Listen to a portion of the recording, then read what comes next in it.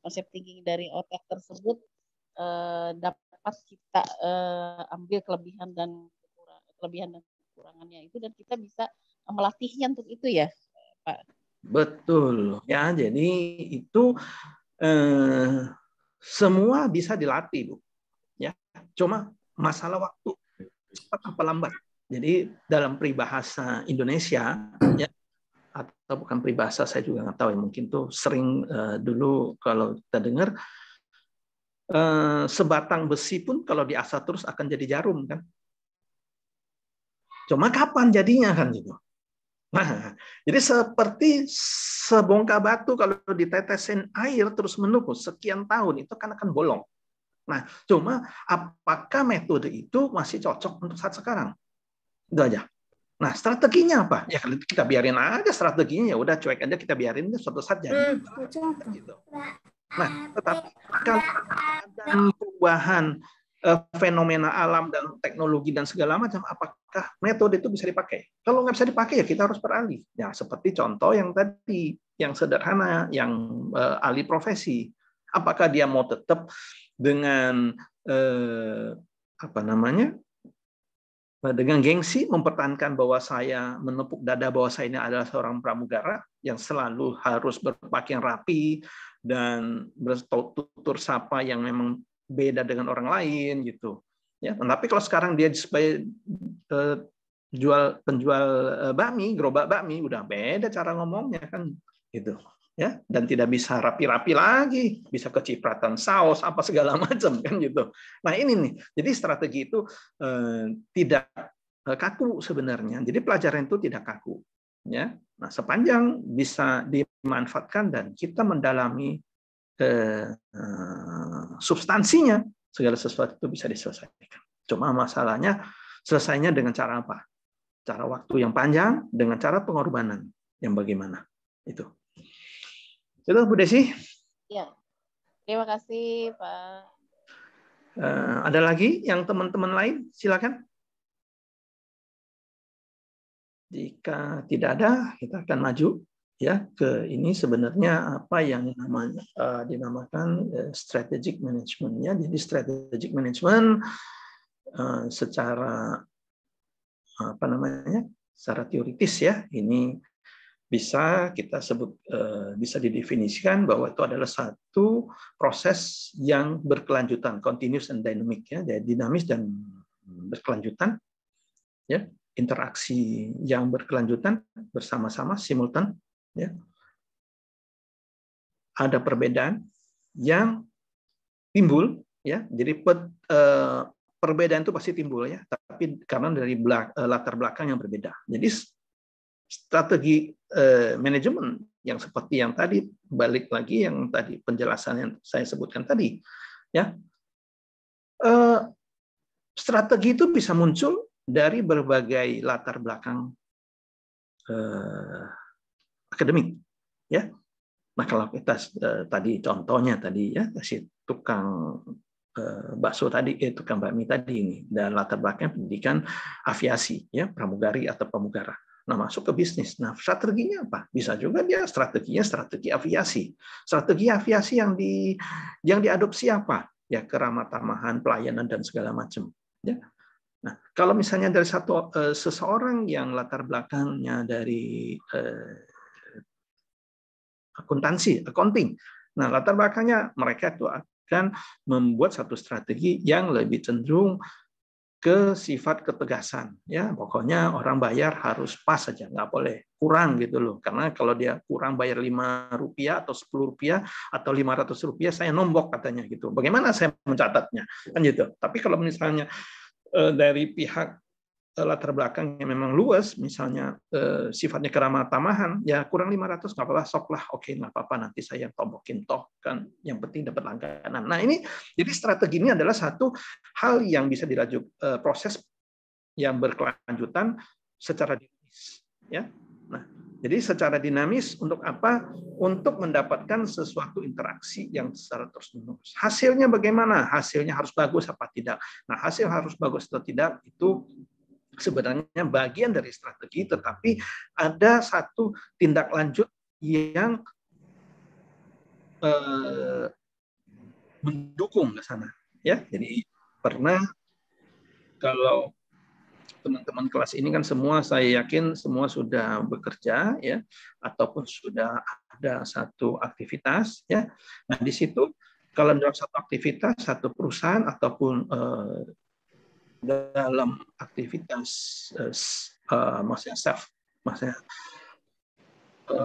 melakukan bisnis sendiri ya, itu kita punya aturan ya, punya sistem dan prosedur ya, punya sistem prosedur. Nah, sistem prosedur itulah yang bisa mengawal dan melit atau membawa kita ke satu kesuksesan. Jadi strategi itu buat sukses belum tentu bisa buat sukses. Cuma strategi itu adalah salah satu media. Ya, jadi ada juga teori yang bilang, oh kalau tanpa strategi Anda tidak bisa sukses. Ya, benar nggak? Ya benar. Jadi memang di semua ilmu di dunia atau pendapat di dunia ini menurut saya itu relatif ya. Mau benar atau salah karena benar atau salah itu bisa terbukti kalau sudah ada hasilnya. Ya. Kalau Anda belum ada hasilnya, kita tidak bisa klaim itu salah atau benar. Ya, contoh ini ya, apakah Anda setuju menyatakan pernyataan seorang menteri bahwa itu Bapak salah ngomongnya gitu, atau Bapak itu benar sekali gitu? Kalau kita menghormati karena profil itu adalah seorang menteri, kita akan bilang, oh, tetapi kalau kita dasarnya menyatakan pendapat itu adalah berdasarkan hasil output, itu belum tentu karena belum ada kenyataannya. Gitu, ya. Nah, jadi contoh satu di makroekonomi, ya, peramalan ekonomi kan sering ada, atau inflasi, peramalan inflasi. Peramalan inflasi seperti apa? Peramalan inflasi seperti kita bilang, oke, tahun depan itu inflasinya atau pertumbuhan ekonomi kita bisa 7, sekian persen gitu. Apakah itu benar? Belum tahu karena belum kejadian. Tapi kalau lihat dari secara hitung-hitungan masuk akal nggak? Ya masuk akal aja. Ya, jadi setiap angka yang dimunculkan itu masuk akal versi yang memunculkan. Pihak lain bilang, wah itu nggak mungkin. Bisa boleh nggak? Ya boleh karena beda platform ya. Beda platform untuk melakukan satu prediksi. Nah, jadi seperti saya sebutkan tadi, jadi strategic management itu belum menjamin bahwa sesuatu akan berhasil. Tetapi dengan adanya strategic management itu sudah memberikan satu jalan ya, satu jalur yang menggait ya, menuntun menuju kesuksesan. Ya. Oke, ini adalah pemahaman mengenai strategic management. Ya, untuk penjelasan ini ada yang mau diskusikan? Silakan.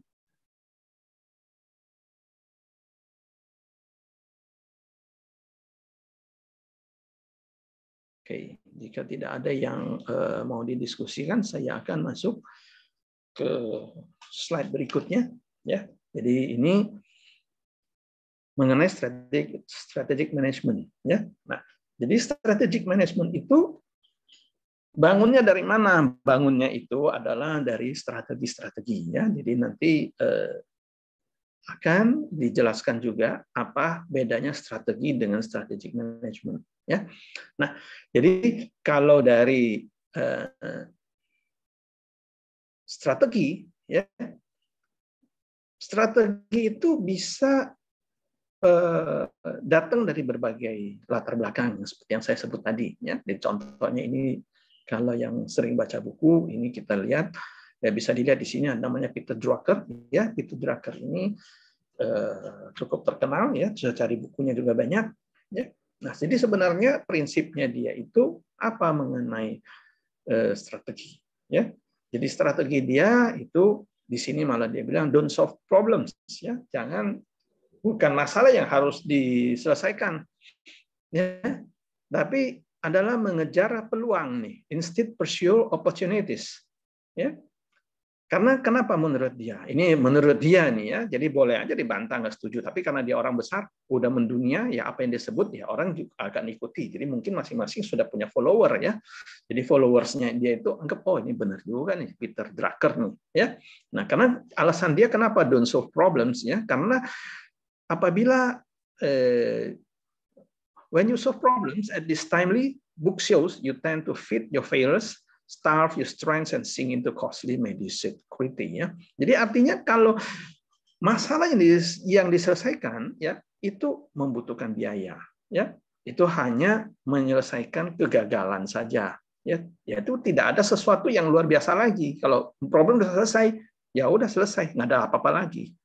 Jadi intinya di sini pesannya apa? Message-nya itu pesannya adalah do valuable beyond the problem. Jadi artinya kalau kita menyelesaikan satu masalah, ya bukan hanya masalah itu yang diselesaikan, tetapi lakukan sesuatu yang melampaui dari itu. Ya, jadi artinya ada sesuatu tindakan antisipatif yang dilakukan di depan, gitu, supaya tidak ada masalah yang terjadi, masalah yang sama. Ya, jadi artinya tidak terjebak pada kesalahan yang sama. Ya, nah ini yang disampaikan oleh Peter Drucker mengenai strategi. Ya, nah, yang berikutnya saya akan ambil beberapa contoh ya bahwa strategi itu bukan satu hal yang modern dan sudah apa namanya yang baru muncul gitu loh. Ya, padahal zaman dulu sudah ada, cuma kita ini atau pada umumnya kita nggak ngeh gitu loh ya, karena tidak familiar dengan itu. Ya, jadi contohnya yang tadi adalah dari dunia barat, yang ini masih baru ini ya, lahirnya tahun 19 ini. Nah ini kalau yang Sun Tzu itu ini sebelum Masehi ini. 544 tahun sebelum Masehi, before Christ ya. Nah ini siapa ini? Nah, bisa jadi tokoh-tokoh yang saya sebutkan ini ya peserta kelas bisa cari bukunya, ada semua ya, bisa cari buku, bisa sebagai buku bacaan. Jadi tadi Peter Drucker banyak buku manajemennya. Nah Sun Tzu banyak ini namanya strategi perang ya yang diterapkan dalam manajemen, terapkan dalam bisnis ya. Nah Sun Tzu dasarnya dia siapa? Dasarnya dialah seorang penasehat militer ya. Sedangkan tadi Peter Drucker memang dia orang manajemen. Nah, Sun Tzu orang militer, tetapi karena konsep berpikirnya itu cocok dipakai, maka itu banyak dipakai di saat di zaman ini ya. Nah, banyak bukunya dan bisa dicari. Nah, di situ apa yang dia lakukan? Poinnya apa ya? Jadi di situ pesannya adalah do not act if you do not see the benefit. Ya. Do not lead an army if there is nothing to win. Karena dia itu latar belakangnya militer, makanya dia sebut jangan bergerak ya sebelum lihat ada keuntungannya, ya benefit atau manfaatnya. Dan jangan membawa pasukan kamu kalau kamu tidak yakin itu bisa menang, gitu. Ya, artinya apa? Artinya itu semua keadaan itu harus firm, harus jelas dulu. Kalau tidak jelas, jangan bergerak asal bergerak gitu. Nah ini jadi message atau pesannya adalah do by follow vision and mission. Jadi dalam satu perusahaan kita harus ada visi dan misi. Lakukan itu sebagai arahannya, guidance-nya di situ. Ya. Jadi kalau bahasa sehari-hari jangan seruduk sana seruduk sini gitu loh. Yang begitu di sana lihat ada ini kita seruduk aja, ada ini kita seruduk aja, ya. Nah, artinya tanpa arah, ya. Nah, jadi ini dalam strategi perusahaan maka sering kita dengar ya atau sering kalau kita berhubungan dengan perusahaan atau ini bisa tingkat-tingkat pimpinan dalam rapat ditanya nih sama bos, ayo visi kamu apa, misi kamu apa, gitu. Ya, misi kamu apa, gitu. Sering kita dengar begitu. Ya, nah itu Kalau ditanya sama bos, visi kamu apa, misi kamu apa, itu bentuknya dalam hal proyek baru. Tapi kalau proyek sudah berjalan lama, masih ditanya visi dan misi, udah ketinggalan. Ya. Jadi kenapa ketinggalan? Artinya perumpamaan, kalau kita sudah naik satu kereta api, kita udah di tengah jalan, kita belum tahu kita mau kemana. Apa kita bisa belokkan itu kereta api? Ya, oh saya nggak jadi nih, visi saya, ini misi saya, mau ke sini, saya belokkan. Bisa nggak? Nah, itu pertanyaan bisa apa tidak? Jawabannya bisa. Cuma pengorbanannya seperti apa? Apakah kita siap bersedia membuat satu pengorbanan yang begitu besar untuk mendapatkan visi dan misi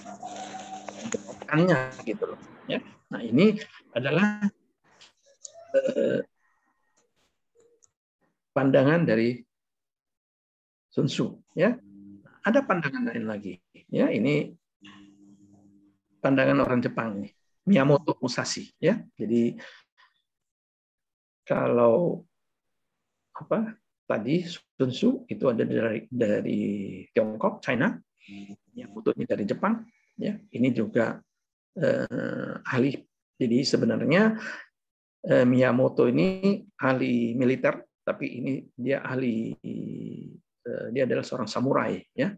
Bagaimana dia menerapkan semangat samurainya dalam bertempur, ya, dan sampai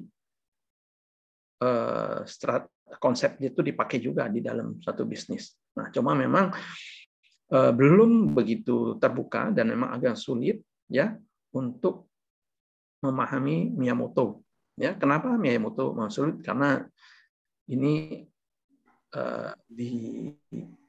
dikaitkan dengan teknik melakukan satu bela diri di samurai, ya, jiwa Bushido, ya, Bushido, semangat seorang petempur, ya.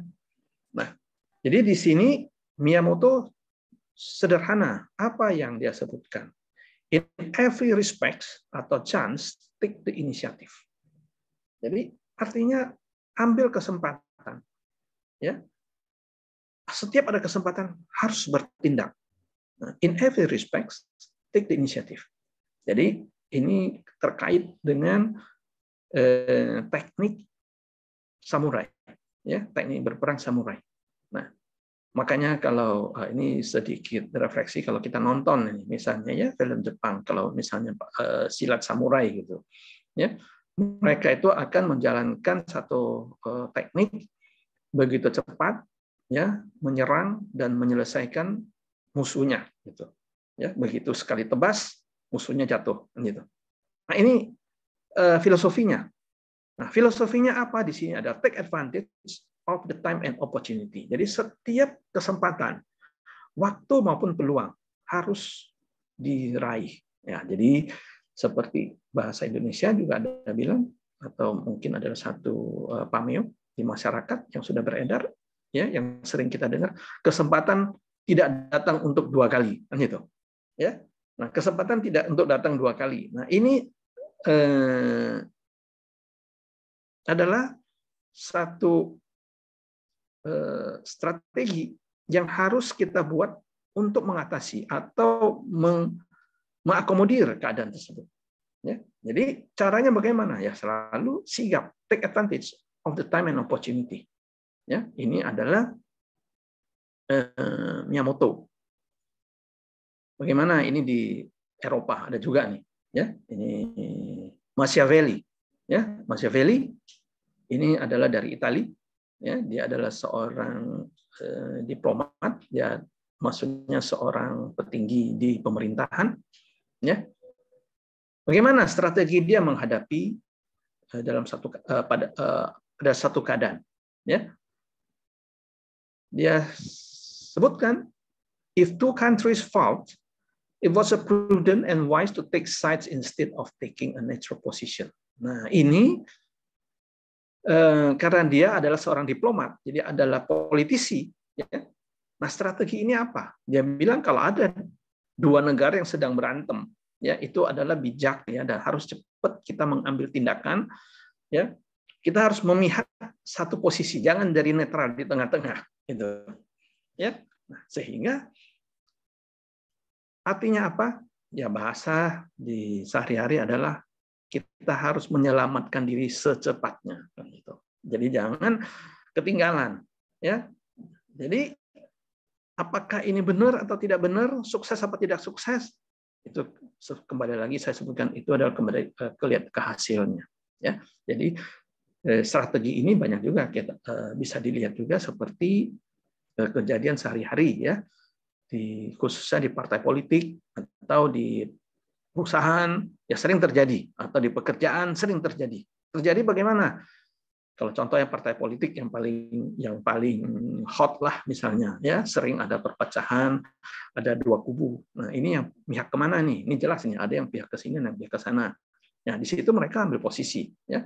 Begitu juga dalam pekerjaan, misalnya dalam kantor, ya, ada masuk bos baru senangnya sama. Nah, kita mau merapat ke bos baru atau masih mempertahankan gaya kita, gitu, ya. Nah, di situ adalah strategi yang perlu dilakukan, ya. Nah, ini adalah yang dilakukan oleh Nicolo, ya. Dari Indonesia ada nggak? Di Indonesia juga ada, ya, Gajah Mada, gitu, ya.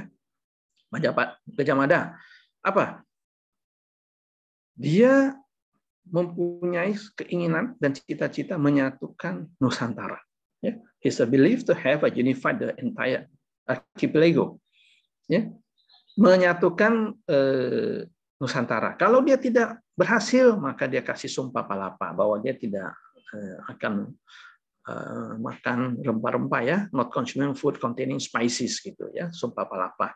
Nah, jadi sumpah palapa, jadi sebenarnya yang mau ditarik intinya bukan karena dia sumpahnya atau apa gitu, tetapi semangatnya, nilainya apa di situ, strateginya apa. Jadi strateginya di situ adalah dia membuat satu target dulu, ya, menyatukan Nusantara, target yang disebutkan, ya, yang tadi kalau misalnya kalau di bahasa saat ini adalah visionnya apa, visinya apa.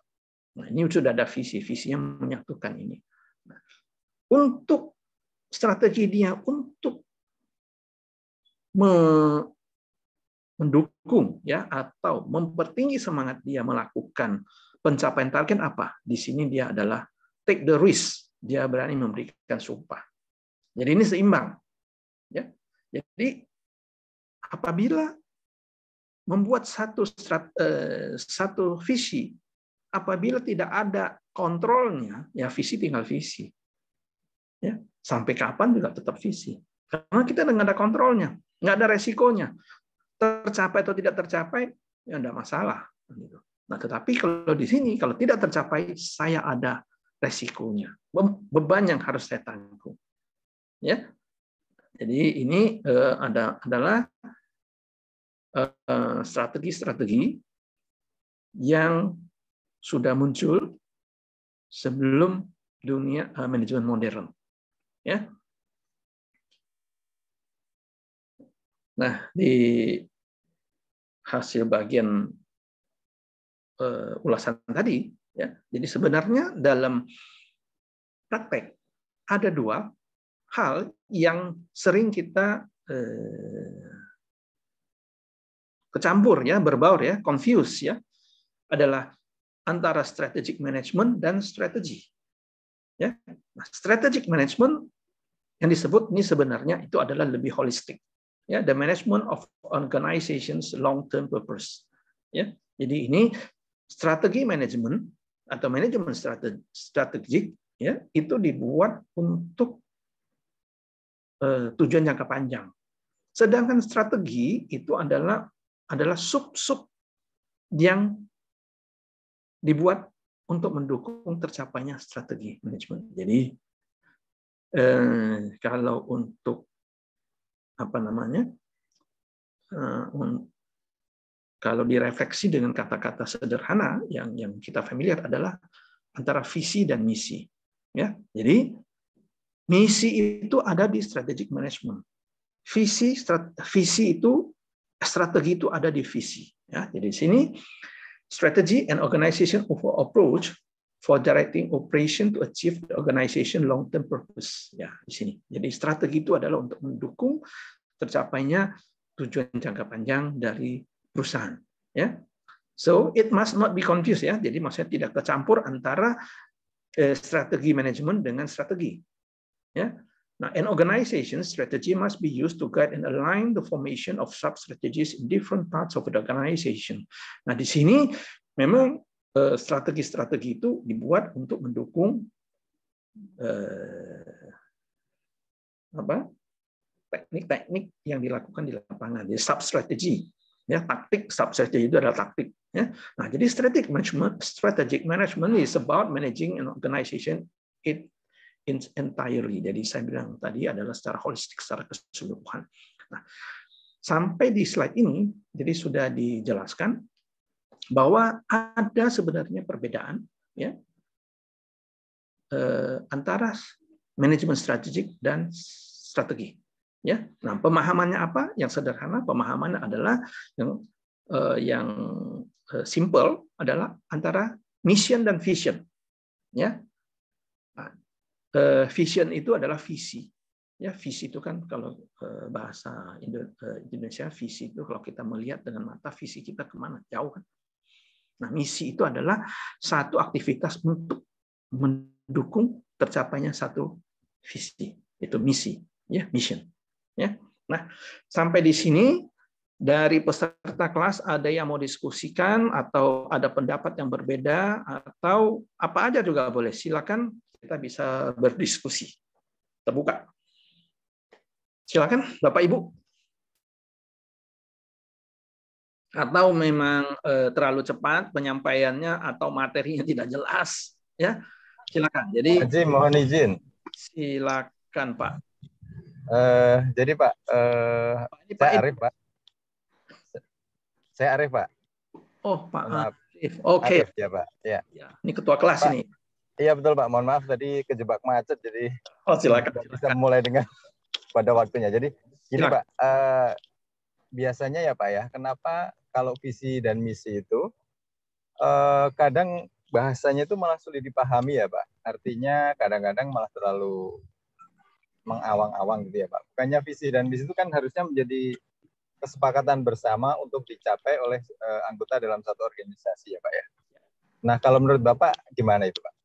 Oke, terima kasih ya atas partisipasi dan pertanyaannya nih ya. Dan sebelum saya lebih jauh, saya mau boleh dapat informasi Pak Arif wira swasta atau sebagai ini nih? Saya karyawan Pak. Karyawan di? Iya di universitas Pak. Universitas juga? Ya betul Pak. Bukan di Stima tapi ya? Bukan Pak. Boleh tahu? Di Paramadina Pak. Oh, Paramadina. Oke. Iya, dosen juga nih? Iya, Pak. Dosen ya? Oke. Terkait dengan pertanyaan Bapak ya, antara visi dan misi ya, seperti Bapak ada sebutkan juga itu kayaknya di awang-awang gitu ya. Nah, saya setuju ya. Memang banyak seperti itu. Jadi bukan sesuatu yang aneh dan tidak biasa. Itu memang sesuatu yang udah biasa. Ya, kenapa? Seperti yang saya sebut tadi ya. Visi tinggal visi, ya, misi jalan terus, visi tinggal visi. Karena kenapa? Karena memang visi itu kalau dari sisi definisi, visi itu adalah cita-cita, ya, mimpi. Nah, nyambung pernyataan Pak Arif tadi itu, ya mimpi itu memang di awang-awang ya. Cuma yang perlu dilakukan, bagaimana yang di awang-awang itu bisa diraih.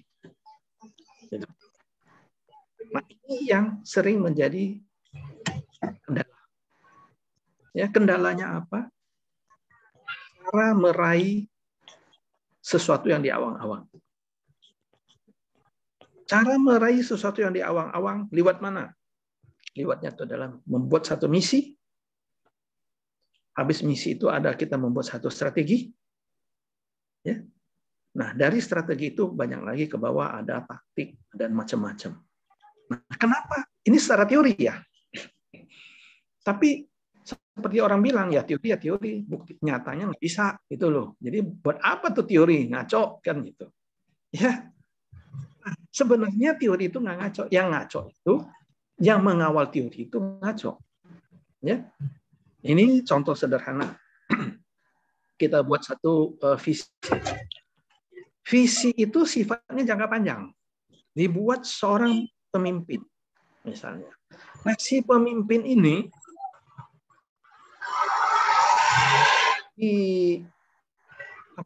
ditugaskan hanya misalnya 5 tahun. Dia akan berkarya, akan mengawal. Setelah 5 tahun, ganti pemimpin yang lain.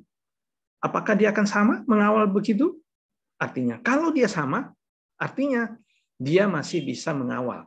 Nah, sedangkan suatu visi ya tidak dibuat untuk pencapaian dalam waktu 10 tahun. Bisa lebih dari 10 tahun. Ya, kecuali dibuat hanya mau dicapai dalam waktu 5 tahun. Ya begitu dia selesai, dikawal selesai, udah tercapai. Nah, tetapi apakah visi itu begitu sederhana dan begitu mudah dicapai? Nah, itu yang masalah. Nah, sehingga muncullah bahwa visi tinggal visi. Nah, yang perlu kita cari, kenapa itu tidak bisa terjadi? Menurut pengamatan saya, yang analisa saya itu adalah konsistensi dan kesepahaman pelaksana-pelaksana antara pencipta dengan yang berikutnya. Itu, Pak Arif. Ya. Baik, Pak. Siap. Ya. Jadi memang kalau visi itu memang karena memang dia adalah mimpi ya, Pak ya. Memang bisa dibilang mimpi ya, Pak ya, karena jauh ke depan ya, Pak. Betul. Nah, kemudian ya ini pengamatan saja sih, Pak. Kalau saya lihat di visi misi di setiap apa ya korporat atau apapun, kadang-kadang bahasanya malah lebih. Jadi terima kasih Pak sudah mendapat penjelasan dari Bapak. Memang lebih, itu memang sesuatu harus lebih. Jadi seperti yang tadi. Jadi ini visi itu kalau baca kembali tadi siapa itu yang tadi yang pertama ya Peter Drucker ya. Jadi kita harus melakukan sesuatu yang lebih beyond. Jadi bukan hanya problem yang kita sesuai, beyond, melampaui satu itu. Nah, melampaui itu apa? Ya di atas awang-awang ini. Kan gitu. Nah, cuma sering masalah ya hal yang mau dicapai di awang-awang itu di veto ya. Jadi di veto dulu oleh pelaksana. Ya. Vetonya bagaimana? Itu kan tidak mungkin. Itu cuma mimpi ya. Nah, ada yang udah tercapai, ada yang bisa mencapai enggak? Ada, ya. Kenapa? Itu adalah dengan konsistensinya, ya berjalan. Nah, sering kita lihat, ya, yang nyata. Tapi ini bukan satu apa namanya, bukan mendiskreditkan, ya. Sering kita lihat ada yang moto perusahaan yang dia sebut didirikan sejak tahun sekian. Ya, misalnya tahun misalnya udah berdiri sejak tahun 1950. Nah, setelah sekian tahun nggak besar-besar ini. Masih gurem terus. Tapi udah sejak 1950. Sedangkan ada yang berdiri tahun 2000 ke sekarang cuma 20 tahun sudah bisa mengglobal ke pasar dunia, ya. Nah, itu masalahnya apa? Semua ini kita anggap bahwa ini tidak ada yang negatif ya. Nah, di situ kalau secara positif dilihat bahwa ada sesuatu yang tidak dijalankan secara konsisten dari 1950 sampai sekarang. Karena kenapa? Pergantian pimpinan, pergantian pandangan ya. Nah, ini yang menjadi masalah. Jadi apabila itu dijalankan secara konsisten ya prinsipnya tadi saya seperti yang awal tadi ya. Batu kalau ditetesin terus dengan air lama-lama ya bolong. Nah, itu aja. Falsafah sederhananya gitu loh. Bagaimana Pak Arif? Terjawab? Siap Bapak. Terjawab Pak. Terima kasih banyak. Terjawab. Oke. Dari teman-teman yang lain ada yang mau diskusi? Silakan. Izin bertanya Pak Jim. Silakan. Siapa ini? Saya dengan Yandi Pak. Yandi. Oke. Silakan ya. Pak Yandi. Ya, mau apa ya Pak? Minta insight termasuk juga pandangan Bapak ya. Katakanlah bicara strategic management ya Pak. Artinya kita berbicara jangka panjang ya. Betul. Silakan. Dalam hal ini ya termasuk ya planning gitu ya, konseptor dan lain-lain lah gitu ya. Nah, tapi bukan terkadang ya Pak, sering didapati kalau dalam dunia kerja gitu ya Pak. Ya. Di lapangan itu pandangan-pandangan pragmatis itu tidak bisa dihilangkan Pak, apalagi jenis usaha atau bidang bisnis itu yang B2B Pak, business to business gitu. Nah, artinya apa? Artinya begini Pak, ketika dihadapkan di lapangan target atau misalkan pencapaian atau closing di bulan ini katakanlah di luar ekspektasi gitu ya. Jadi seakan-akan jadi mengesampingkan tadi Pak terkait strategik tadi tuh. Jadi pandangan pragmatis yang dikedepankan gimana supaya caranya closing gitu atau tercapai target gitu. Karena memang based on-nya ya tadi ya orientasinya terhadap hasil gitu. Sehingga ya bahasa sederhananya udah jangan mikir panjang-panjang dulu gitu. Nih di bulan ini nih target nggak tercapai, apa yang harus kita lakukan, actionnya apa gitu loh Pak. Mungkin bisa diberikan insight atau dari Bapak seperti apa sehingga di lapangan tuh kan sifatnya realistis ya Pak. Jangan bicara ngambang-ngambang lu jauh-jauh besok tercapai nggak target. Nah sederhananya begitu Pak. Oke. Ya terima kasih Bapak. Oke, jadi begini Pak Yandi ya. Ya. Dari statement Bapak itu kan seolah-olah ini ada satu hal ya yang bertentangan ya antara perencana pihak atas dengan pelaksana. Betul ya? Betul. Ya. Pak Yandi di bagian apa nih Pak Yandi? Termasuk manajemen Pak ya. Manajemen, maksudnya di bidang apa nih? Di bidang pendidikan kebetulan Pak. Oh pendidikan. Ya. Oh bukan tapi pendidikan dikasih tugas untuk cari ini nih, cari omset nih. Benar target gitu Pak. Ya. Nah jadi sebenarnya gini. Itu kan udah masuk ke wilayah pemasaran ya. Benar. Setuju ya? Setuju Pak. Nah, jadi dari statement Bapak tadi ya ada pertentangan pelaksanaan di lapangan dengan perencanaan. Planningnya harusnya begini. Benar. Ternyata di lapangan tidak cocok. Saya mau tanya lagi ya jelas. Apakah yang diambil di lapangan itu bertentangan dengan perencanaan? Sehingga ambil reverse kan gitu. Benar. Atau saya kalau analogikan gampangnya begini Pak, ada teman saya katakanlah dia manajer area Pizza Hut lah ya. Di mana kondisi pandemi ini ya termasuk yang terpukul kena pukulan pada saat awal itu ya Pizza Hut karena banyak store-nya itu yang di mall kan gitu ya Pak. Nah, ya dia menyampaikan lah curhat gitu ke saya ya kalau bicara konsep manajemen strategi ya akhirnya kita turun-turun juga tuh door to door gitu loh Pak, ngejajakin gitu loh. Artinya dia sebagai manajemen dalam hal ini ya pimpinan gitu ya, melakukan tindakan teknis itu Pak. Jadi bicara di lapangan kadang kok nggak sesuai gitu loh. Atau karena keadaan dan lain-lain gitu Pak. Nggak sesuai di mananya nih? Tadi kalau bicara manajemen kan kita berfokuskan ke jangka panjang, konseptor, kemudian juga bicara formulasi, strategi gitu. Kemudian karena mungkin keadaan gitu ya, misalkan target sales tidak tercapai gitu ya. Jadi ya jadi seolah menggugurkan gitu loh Pak. Planning gitu bicara. Udah jangan bicara jangka panjang dulu lah. Besok nih target atau hari ini nih tercapai enggak. Akhirnya dia pintasnya Pak yang namanya kayak planning tuh kayak ditangguhkan, udahlah kamu sekarang jualan gitu atau tim kamu sebar ke sana gitu. Oke, ya. Jadi ini sebenarnya dari pandangan awam itu benar ya. Tapi kalau dari pandangan secara keseluruhan dari sisi teori maupun dari yang seperti yang tadi konsepnya tuh konsepnya nggak usah banyak istilahnya nggak usah bicara yang muluk-muluk konsep dulu yang penting hari ini saya hidup dulu lah kan gitu. Betul, Pak. Nah, ini sebenarnya sudah disampaikan tadi ya di sini ya. Definisi strategic management tadi. Ya, cuma itu kan bahwa itu adalah dinamis, tidak kaku kan? Iya. Itu dinamis. Dinamis itu artinya apa? Di atas tidak berubah, tapi di bawah bisa berubah. Karena kenapa? Strategic management itu rangkaiannya kan panjang, bukan hanya visi. Di bawahnya ada misi, ada strategi, ada lagi taktik. Nah, jadi yang dia lakukan turun ke lapangan yang saya mau selamatkan dulu di taktik itu adalah di level yang paling bawah. Artinya yang level paling bawah itu tidak juga menggugurkan yang masalah planning gitu. Mereka itu begitu harus bersifat dinamis. Satu keadaan bagaimana?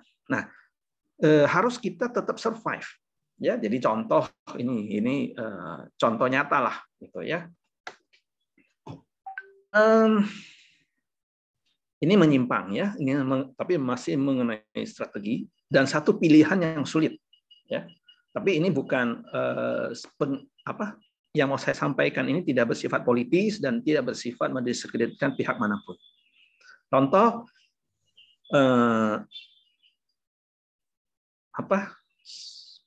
pihak kepolisian memburu pihak kriminal gitu misalnya, ya. Pihak kriminal yang melakukan satu tindakan kejahatan, nah perintah atasan ya itu bahwa ini orang harus ditangkap dan mencari sumber supaya ditangkap dan bisa mendapatkan sumber yang lebih lanjut penyebaran sampai kemana-mana tingkat kejahatannya. Sampai di lapangan, karena si penjahat ini juga punya senjata kuat, ya, sehingga terjadi kontak senjata. Demi menyelamatkan petugas yang banyak, itu si penjahat ditembak dan tidak dalam keadaan hidup. Ini kan bertentangan ini sebenarnya dengan rencana awal, ya. Nah, jadi ini kalau dianalogikan dengan Pizza Hut tadi contohnya, ya hampir sama. Mau ngomong apa lagi? Kamu mau ngomong planning, mau buka cabang, mau menguasai pasar ini. Yang ini aja belum beres. Nah, tetapi sebenarnya kekecewaannya itu bisa timbul karena ada komunikasi yang terputus antara atas sama bawah. Yang atas itu tidak memberikan satu arahan teknik atau satu taktik yang jitu untuk menyelamatkan kondisi saat itu. Ya. Nah, jadi kalau saya lihat apakah perlu itu bicarakan lagi antara taktik dengan visi dengan keadaan-keadaan pandemi dalam kondisi pandemi ataupun bukan pandemi, misalnya dalam satu kondisi satu persaingan yang ketat bisa yang berubah, itu adalah bagian dari manajemen atas dan manajemen bawah itu harus ada berkomunikasi. Jadi intinya dalam strategi manajemen ya yang saya sebutkan tadi itu bukan hanya menyusun strategi, membuat rencana, enggak, itu sifatnya holistik sekali. Ya, holistik adalah yang seperti yang tadi. Ini di mana bagian tadi? Nah ini ya. It's a continuous and dynamic process. Ya. Simultaneous interaction. Ya. Difference derived from differences in backgrounds and experience. Jadi strategi manajemen itu adalah bergulir terus, adalah satu proses. Jadi bukan sesuatu yang kaku dan adalah interaksi. Interaksi dari yang menimbulkan juga ada satu perbedaan yang timbul karena latar belakang itu, ya, difference experience gitu loh. Nah, jadi itu yang perlu dicermati, ya, yang perlu dipahami oleh manajemen, ya. Nah, begitu juga mau manajemen tingkat atas, tengah, ya. Kalau bawah memang ya kita tidak bisa membebani terlalu banyak, ya, kalau memang posisi kita tuh sebagai top management. Yang penting mereka harus bisa mengetahui dinamisme di lapangan dan harus dikonfirmasikan atau ada komunikasi ke atas. Supaya apa? Supaya misi bisa berubah. Visi mungkin tidak akan berubah. Misi bisa berubah. Strategi bisa berubah. Nah, itu yang perlu dilakukan. Apabila itu tidak perlu dilakukan, ya muncul seperti komentar tadi. Yang atas ngomong planning melulu. Dia nggak tahu nih, saya udah setengah mati nih, udah door to door tiap hari nih, begitu.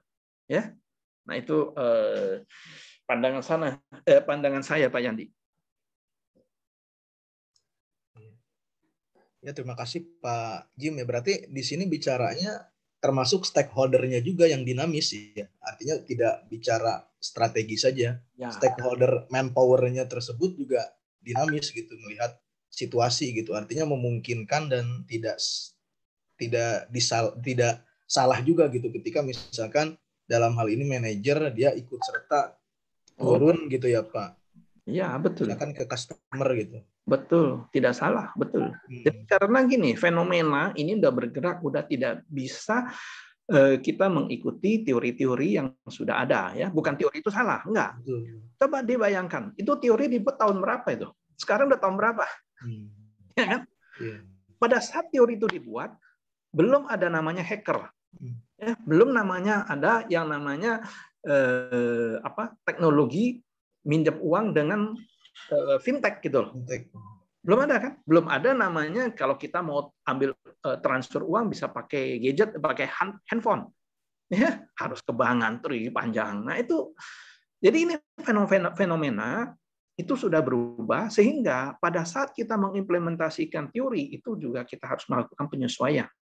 Bukan teori yang tidak berlaku. Teorinya tetap berlaku. Berlakunya di mana? Adalah substansi teori itu apa? Filosofi dari teori itu yang harus diambil. Yang seperti yang saya jelaskan, kalau tadi Bapak ada ikut awal, saya nggak tahu ya, tadi saya jelaskan bahwa cara berpikir primata pun, ya, konsep berpikir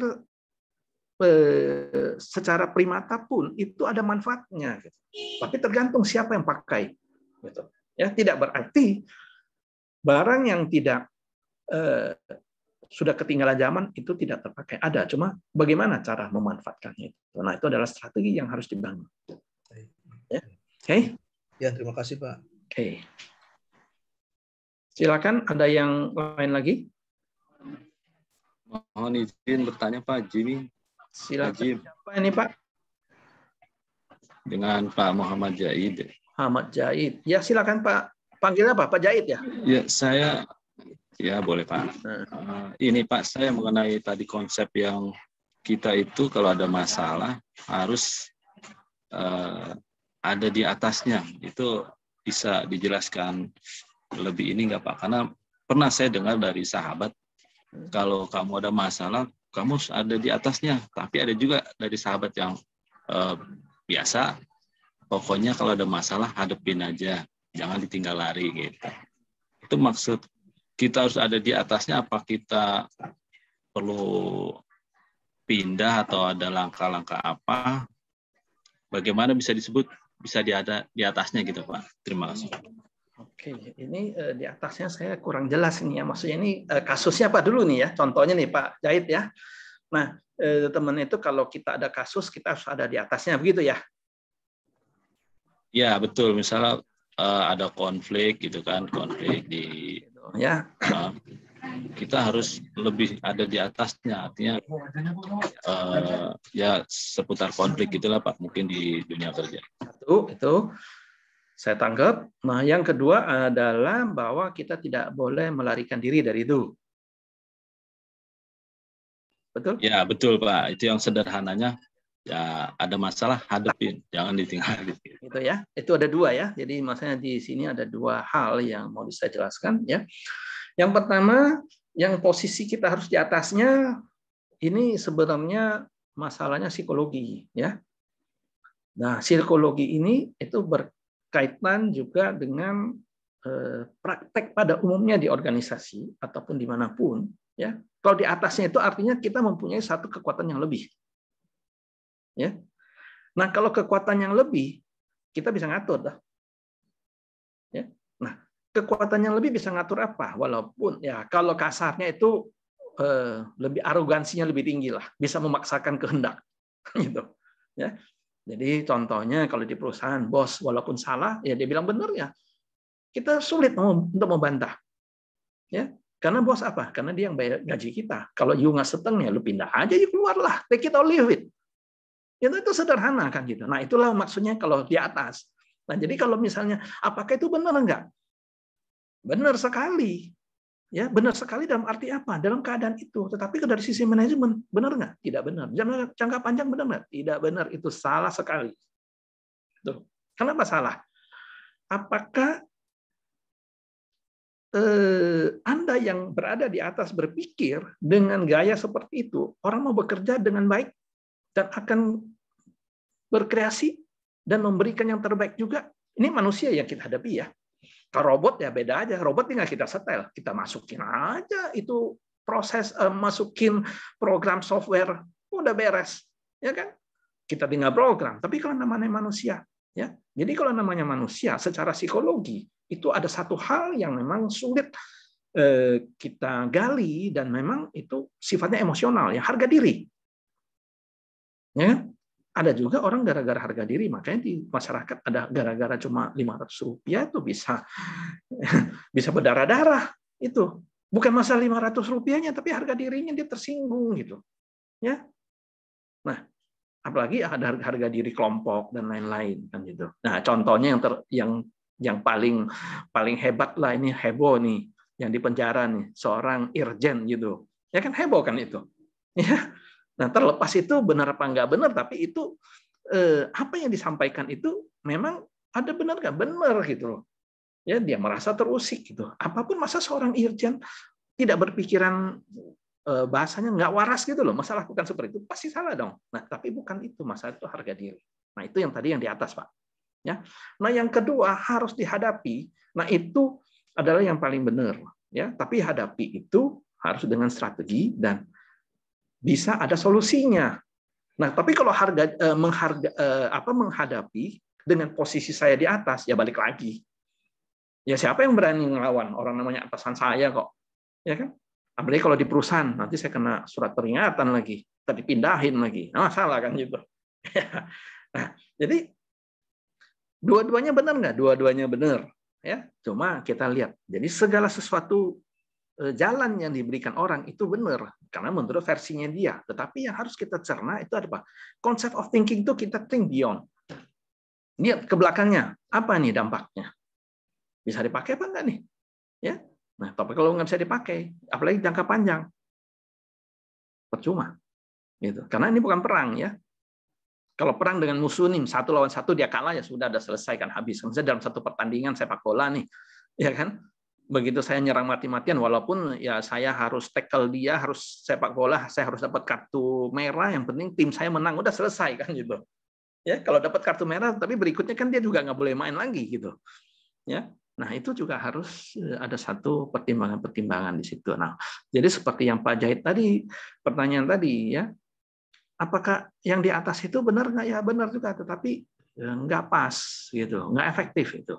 Nah, hadapin masalah, tidak boleh lari dari permasalahan. Kita harus hadapin, benar nggak? Itu benar pasti ya, tapi harus bisa menyelesaikan masalah. Banyak orang yang udah hadapin masalah pasang badan, nggak selesai masalah. Lu mau apa ya, terserah deh, gua terima aja deh.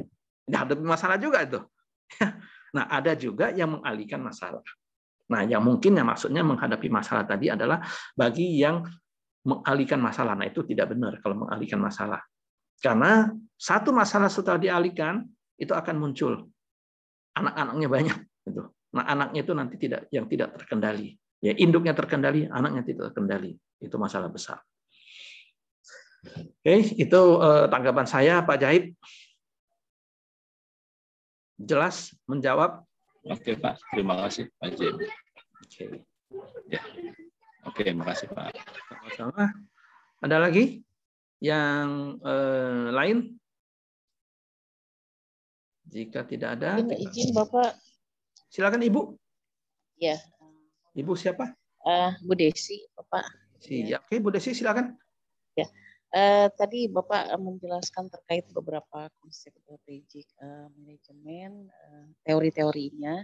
Ya. Di sana dikatakan bahwa konsep strategic manajemen itu kan holistik ya Pak, untuk jangka depan, di mana sama dengan missionnya Pak ya. Sedangkan strategi itu visionnya begitu.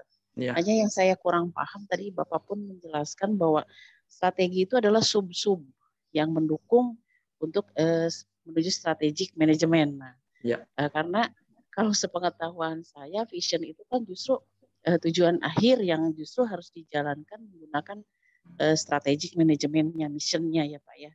Nah, jadi saya agak bingung gitu, strateginya itu visionnya, tetapi strategi itu merupakan sub-sub daripada mendukung strategic manajemen. Apakah itu tidak terbalik, Pak? Karena mission itu, kalau tidak salah mission itu sesuatu yang langkah-langkah yang dilakukan secara holistik sehingga tercapailah vision tersebut.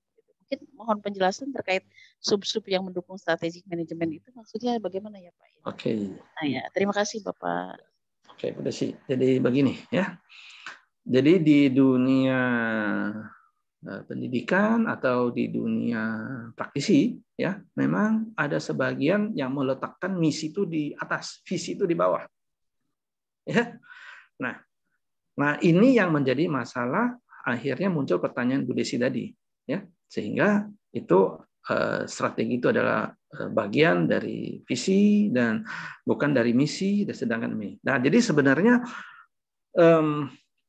saya sih ya seperti yang saya sebutkan tadi ya, setiap pendapat masing-masing pasti ada alasannya yang mendasari. Benar? Ya benar. Nah, dalam pandangan saya visi itu lebih luas daripada misi. Kenapa? Ya, pandangan saya. Jadi pandangan saya ini, jadi memang juga ada beberapa literatur menempatkan visi itu yang pertama, bukan misi ya. Jadi ada beberapa literatur yang menempatkan misi sebagai yang di top ya. Nah, tapi itu saya tidak pakai karena saya tidak sependapat ya setelah saya analisis ya. Nah, analisis saya begini. Visi itu adalah pandangan ya. Kalau pandangan itu bisa jauh dan dekat. Ya. Nah, kita kalau mempunyai visi jauh, pandangan itu pandangannya jauh. Nah, pandangan jauh itu ada yang sifatnya memang kita mau memandang, dan ada yang sifatnya yang seperti tadi Pak yang sebutkan Pak Yandi itu Pak Yandi ya, bukan Pak siapa tadi, Pak Ketua Kelas Pak Arief, itu angan-angan gitu loh. Ya, di awang-awang. Nah, kalau kita berdiri di atas satu gunung, kalau kita melayangkan pandangan ke bawah atau ke atas, itu awang-awang tuh. Itu vision. Itu dari sisi tata bahasa ya. Dari bahasanya itu harfiahnya vision. Tapi kalau misi ya secara harfiah, misi adalah sesuatu yang kita lakukan untuk mencapai sesuatu. Mission ya. Jadi ini bahasa Inggris ya, vision and mission. Jadi saya balik lagi secara harfiah ya. Nah, bahwa misi itu kenapa harus dibawa visi? Karena visi itu memang sesuatu yang nggak jelas gitu loh. Kita boleh aja kita lihat apa, oh di sana ada ini, ada ini. Kalau misi nggak bisa bilang misi kita di sana ada ini, kira-kira itu nggak bisa di awang-awang. Jadi misi itu tidak bisa di awang-awang. Nah, sehingga misi itu adalah sebagai pendukung visi. Nah, untuk menjalankan misi ya, kita harus punya satu strategi. Strateginya apa? Nah, misi apa? Jadi contohnya ini kita misi, kita punya visi mau jadi satu lembaga yang menjadi panutan, lembaga pendidikan panutan dunia gitu misalnya. Itu luar biasa tuh. Ya. Nah, misi apa? Misi menjadi panutan bisa. Misi menjadi lembaga pendidikan panutan dunia bisa nggak? Ya bisa juga. Ya. Nah, cuma yang jelas pada saat kita menyebutkan menjadi lembaga pendidikan jadi panutan dunia, kita sudah tahu panutannya seperti apa nih. Ya. Apa panutannya? Ukurannya sudah ada. Tetapi kalau dari visi seperti yang tadi awang-awang, kita belum tahu nih awang-awang nih. Masih ini contoh sederhana ya. Balik lagi ini yang pasti semua orang sudah familiar lah nih, Pancasila. Ya, sila kelima. Keadilan sosial bagi seluruh rakyat Indonesia. Keadilan sosial seperti apa ini? Apa itu misi kita? Kita nggak tahu nih. Keadilan sosial seperti apa? Dengan UMR sekian, atau UMR berapa, atau semua orang tiap dapat makan, atau setiap tahun inflasinya rendah, atau apa. Ini masih awang-awang. Nah, itu visi. Tapi kalau misi, itu sesuatu yang sudah jelas kita mau capai. Misinya kita berhasil menaklukkan atau kita berhasil menaklukkan tingkat inflasi setiap tahun cuma 4% maksimal contohnya gitu. Nah itu misi, Bu. Ya, jadi pertanyaan Bu Desi tadi itu adalah karena ada satu yang confuse antara misi dulu atau visi dulu.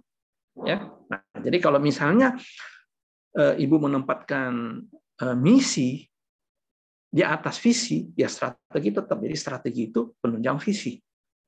Tergantung sekarang Ibu mau menerima mazhab yang mana. Ya, jadi ini mazhab itu tidak bisa dipaksakan, jadi masing-masing punya pandangan gitu. Ya, nah intinya visi dan misi dan strategi itu adalah satu dalam satu lingkaran yang proses dinamik dan simultaneous. Gitu, Bu. Itu Bu Desi, pandangan saya.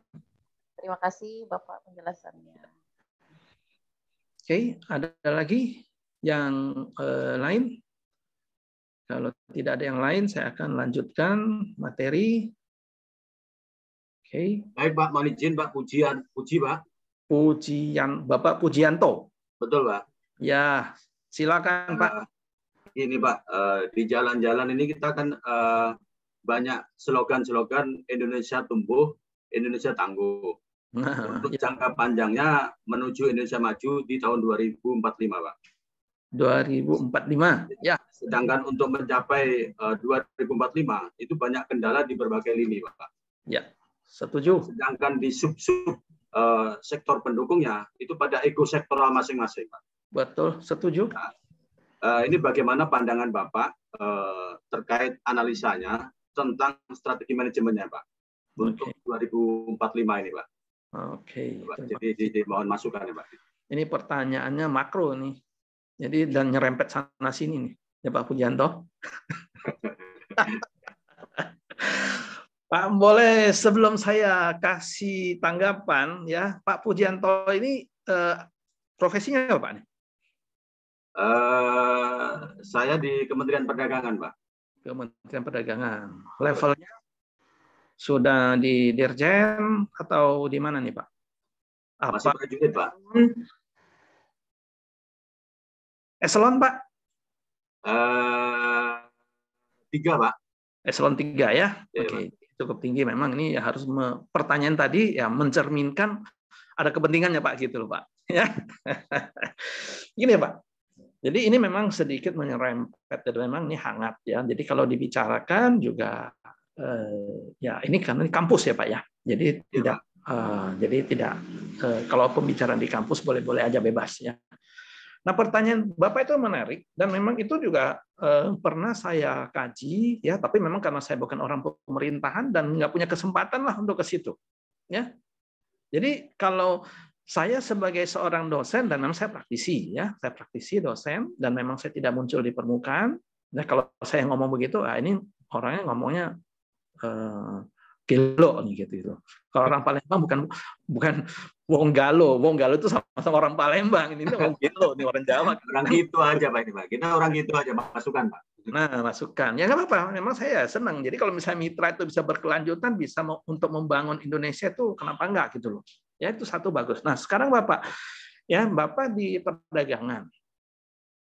Sebelum saya menjawab lebih jauh, mungkin nanti setelah pertanyaan Bapak bisa jawab sendiri nih. Ya, pertanyaan saya, Bapak kan menuju 2045. Betul, Pak. Bapak sudah punya target nggak 2045 seperti apa nih? Atau masih di awang-awang gitu, Pak? Iya, Pak. Ya, 2000 contoh nih 2045 ya. Sekarang 2045 kesananya kan dari 21 masih ada 24 tahun lagi kan, Pak? Iya, Pak. Ya. Nah, dari masih ada 24 tahun lagi nih, ceritanya kita nggak negara dulu dah. Ini negara kecil, di keluarga aja, Pak. Iya. Kalau 24 tahun kemudian, kalau Bapak udah punya anak, Bapak kan bisa, wah saya punya cucu nih nanti. Kan gitu. Iya. Sederhana dah. Bapak punya anak misalnya, berapa? Saya punya anak 2, 3 gitu loh. Wah, minimal saya punya cucu. Ya, kalau subur semua, ya satu-satu ya cucu 3. Kalau nggak subur semua, ya dapat cuma 1, kan gitu. Kita sudah punya itu. Kalau nggak subur, misalnya nggak dikasih sama yang kuasa, sama sekali nggak ada cucu, tapi anak-anak saya sudah dewasa kan gitu. Nah, kita sudah punya gambaran itu belum, Pak? 2045. Iya. Kalau punya ada gambaran itu, kita mau kemana nih? Seperti yang saya bilang tadi pertama, Pak. Kita naik kereta api, udah di tengah jalan, kita baru tanya, ini kereta api mau kemana nih ya? Saya mau ke Surabaya nih, belokin dong. Ya toh? Nah, belokin Surabaya. Oke lah, sampai tengah jalan. Yang satu bilang, aduh saya sakit perut nih, saya mau turun nih. Nggak tahan nih sampai Surabaya gitu. Tolonglah, berhentilah di mana aja kan gitu. Ini yang mau ke Surabaya, tengah jalan sakit perut, turun nih Pak. Terus yang lainnya ngikut Surabaya. Itu yang ikut Surabaya itu kan, kalau menurut saya, bahasa kalau politik itu kan sempalan, Pak. Ngasal ikut loh, Pak. Bisa nggak orang yang ngasal ikut mendapatkan hasil sampai di Surabaya? Nah, itu sederhananya, Pak. Bisa jawab dong, Pak? Gitu. Nah, jadi kalau Bapak udah bisa cerna itu terjawab semuanya. Bisa nyampe nggak gitu? Supaya nyampe bagaimana? Supaya nyampe sebelum naik kereta, ya kita harus tahu di Surabaya kita mau ngapain, Pak. Kalau mau jalan-jalan, ya bukan nggak boleh jalan-jalan, ya siapin duit lah, jalan mau pelisir. Mau jalan-jalan, mau makan apa di sana? Mau kemana? Mau nginep di hotel mana? Jelas. Kan gitu. Nah, jangan sampai tengah jalan turun, Pak. Jadi kalau udah siapin sampai tengah jalan turun juga masalah kan, Pak. Gitu. Jadi artinya supaya tengah jalan nggak turun, Bapak harus naik kereta yang ada toiletnya, ada dokternya, gitu loh. Ya. Nah, tapi kalau misalnya perangkat-perangkat itu tidak ada, kita nggak bakal nyampe. Nah, ini yang kejadian, Pak, saya lihat. Ini yang saya lihat, Pak, masalahnya. Ganti kereta, dokternya beda. Dokter beda boleh nggak? Peralatannya juga beda. Di dalam gerbong kereta ada WC, ada dokter, ada segala macam, ada peralatan medis, semua ada. Cuma kita naik kereta itu dokternya bukan dokter itu. Saya nggak biasa pakai jarum suntik, saya biasanya pakai menyan katanya gitu. Nah, gimana, Pak? Kan gitu. Nah, ini masalahnya, Pak. Jadi sebenarnya sederhana. Ini saya kasih satu contoh, Pak ya. Ini tidak terkait dengan politik, Pak ya. Ini kan urusannya negara nih, Pak. Ya. Iya. Saya lihat ini kita bandingkan ya, Pak ya. Ada beberapa hal yang saya bandingkan dan pernah saya alami. Ya. Bapak, maaf Pak, Bapak umurnya berapa sekarang? 52, Pak. 52, berarti kacak sama saya itu 10 tahun ya, Pak ya. Saya 62. Ya. Nah, artinya 52 Bapak masih mengalami kalau TVRI acaranya Aneka Safari. Iya, Pak. Masih ya? Masih. Nah, mungkin yang lain-lain nggak kenal tuh Aneka Safari yang muda-muda ini. Kenal episode, Pak. Edisut, terus yang baru meninggal itu apa Kus Hendra, Kus Hendra lebih muda lah, Edisut lah, ya. Nah, itu pada zaman itu, Pak, ya, TVRI itu lebih unggul dari yang lain. TV3 Malaysia, Pak, yang tangga kita yang recok itu, sering bikin recok itu, ya, karena mereka tuh Melayu juga, gitu. Ya, sehingga memperebutkan lahan-lahan yang milik Indonesia karena mereka Melayu, karena banyak orang Malaysia itu juga dulu dari Sumatera Barat, Palembang segala macam pindah ke sana.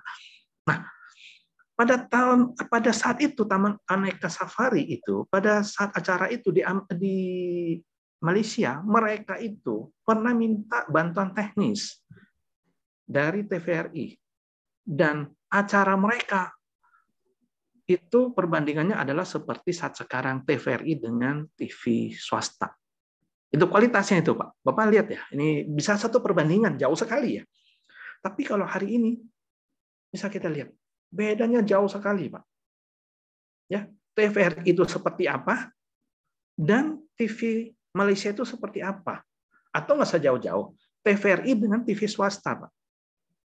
Ya, bedanya jauh sekali, Pak. Nah, ini perumpamaan kecil yang masih dalam skup satu negara, Pak, kalau kita bilang TVRI dengan TV swasta. Ya.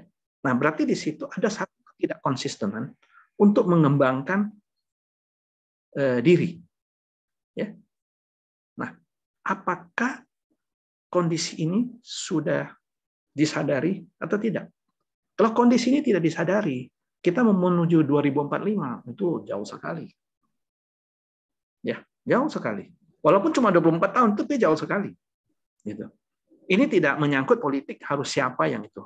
Mau presiden siapapun, yang penting dia harus menjalankan blit-blit yang sudah ditentukan. Ya, seperti zaman dulu Presiden Soeharto, GBHN, bukan saya Presiden Soeharto, ya, tapi jelas kita ada GBHN, garis besar haluan negara. Itu kemana? Nah, dalam garis besar haluan negara sudah jelas ada. Nah, sekarang apa itu masih dipakai gitu? Saya juga nggak tahu. Ya, masuk satu yang anak milenial, wah saya maunya musiknya begini. Nanti masuk lagi satu yang memang dari Jawa, saya yang klasik, saya maunya pakai gamelan gitu. Lah, gimana nyanyinya Pak gitu? Susah. Gitu. Mau gamelan, mau musik modern segala macam boleh. Tapi lakukan kolaborasi, Pak. Nah, ini yang harus kuat. Siapa nih dirijennya? Gitu. Jangan dirijennya juga kelimpungan, Pak, gitu. Ya, jadi ini bukan kritik nggak benar gitu loh. Tapi memang ini adalah satu sistem strategi bagaimana. Boleh nggak dilakukan? Boleh-boleh aja gitu loh, Pak. Ya, jadi satu hal lagi yang lain, Pak.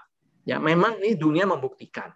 Ya, di pemimpinan dunia itu membuktikan bahwa yang sifat kesuksesan itu dapat itu memang dari leader. Nah, leader itu harus sifatnya keras dan sedikit otoriter. Dan memang itu membuktikan di dunia manapun, dari zaman dulu dan sampai sekarang masih ada, ya. Sampai ada, tetapi asal jangan ngaco ya leadernya. Jadi ngaconya saya bilang leader otoriter, ngaconya kayak si Donald Trump itu ngaco itu. Jadi ngajak berantem terus, itu kan nggak benar tuh. Ya.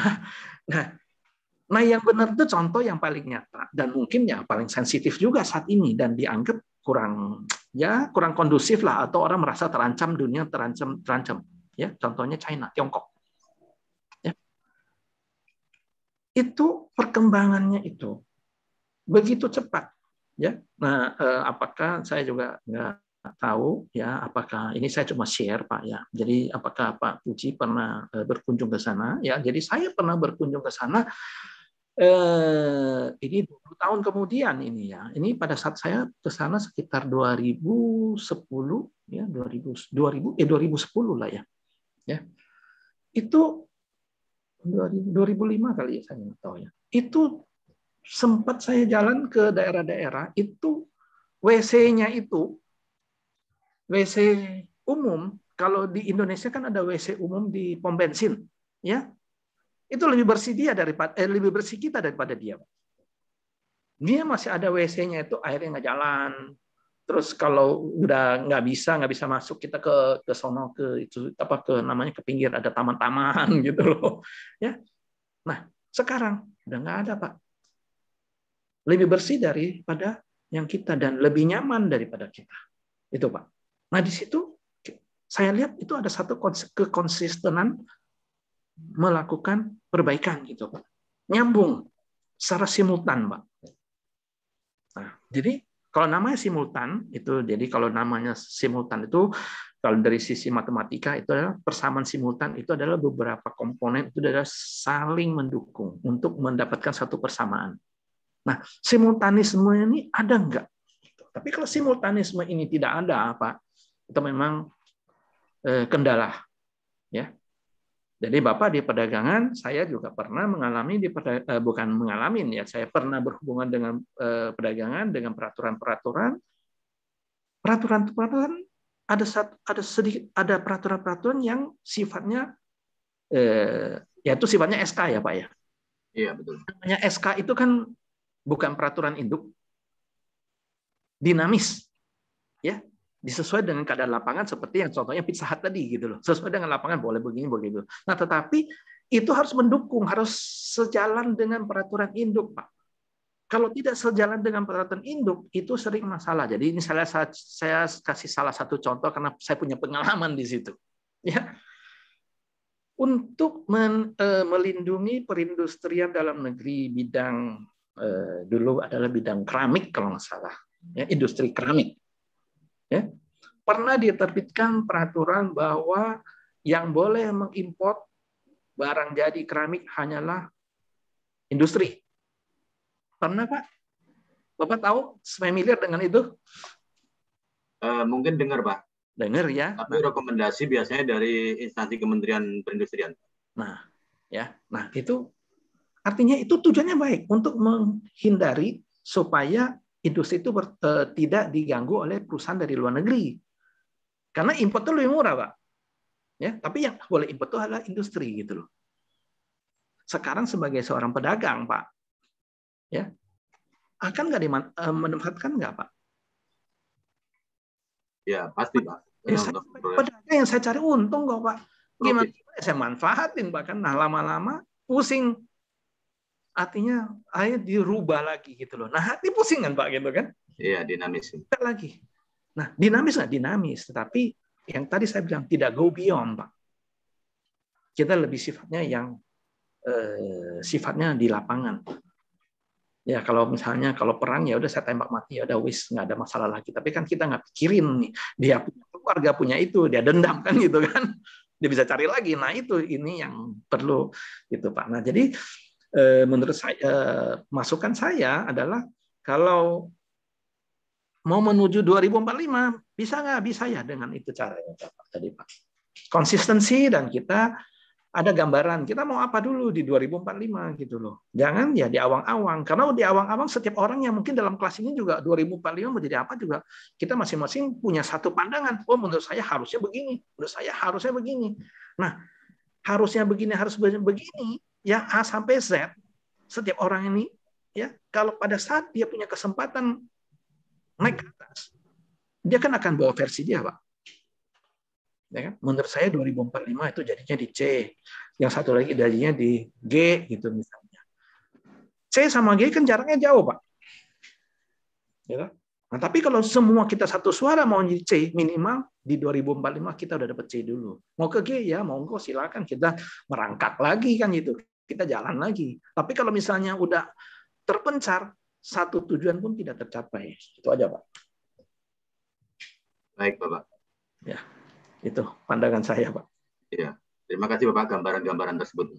Ya, mudah-mudahan diskusi ini bisa asik gitu ya dan tidak menyinggung pihak manapun. Oke?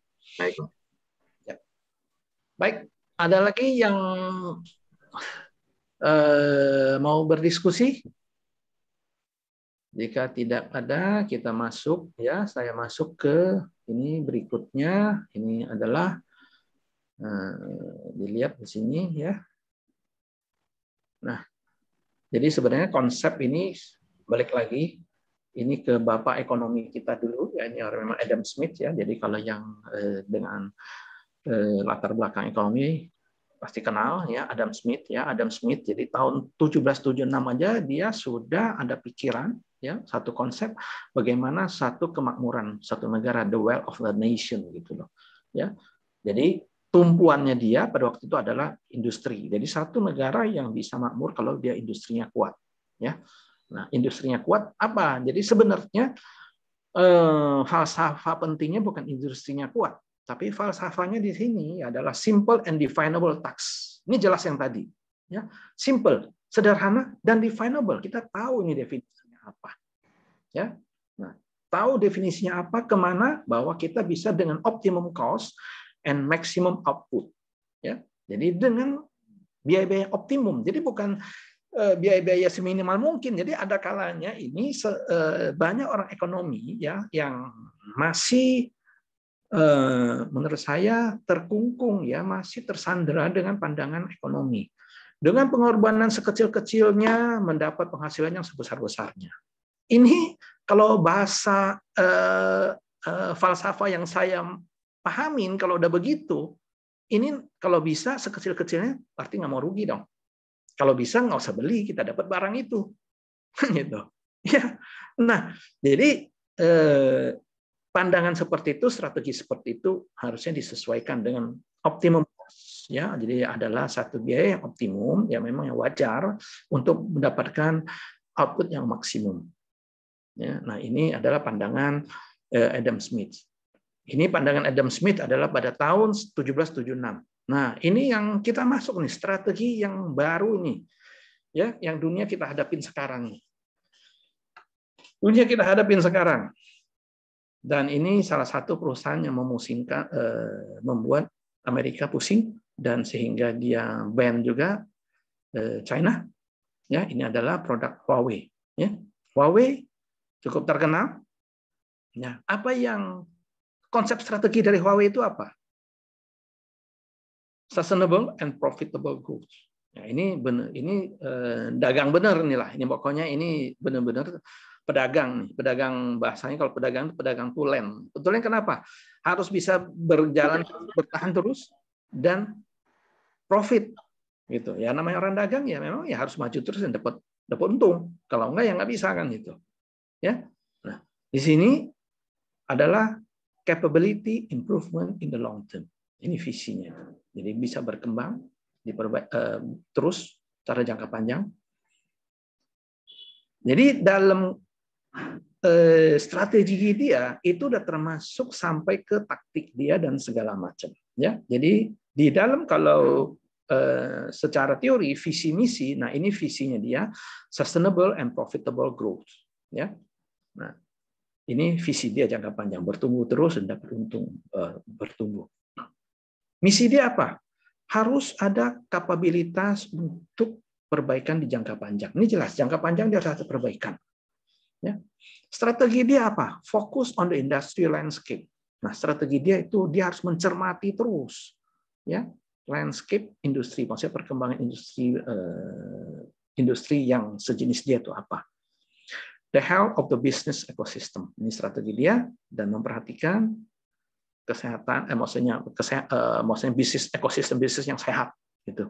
Ya, persaingan, and the sustainable of the industry. Nah, di situ terakhir bahwa dia juga melihat bahwa bukan yang tadi egosentris, bahwa saya hidup saya akan aman, tapi dia juga harus lihat industri lain juga harus sustainable.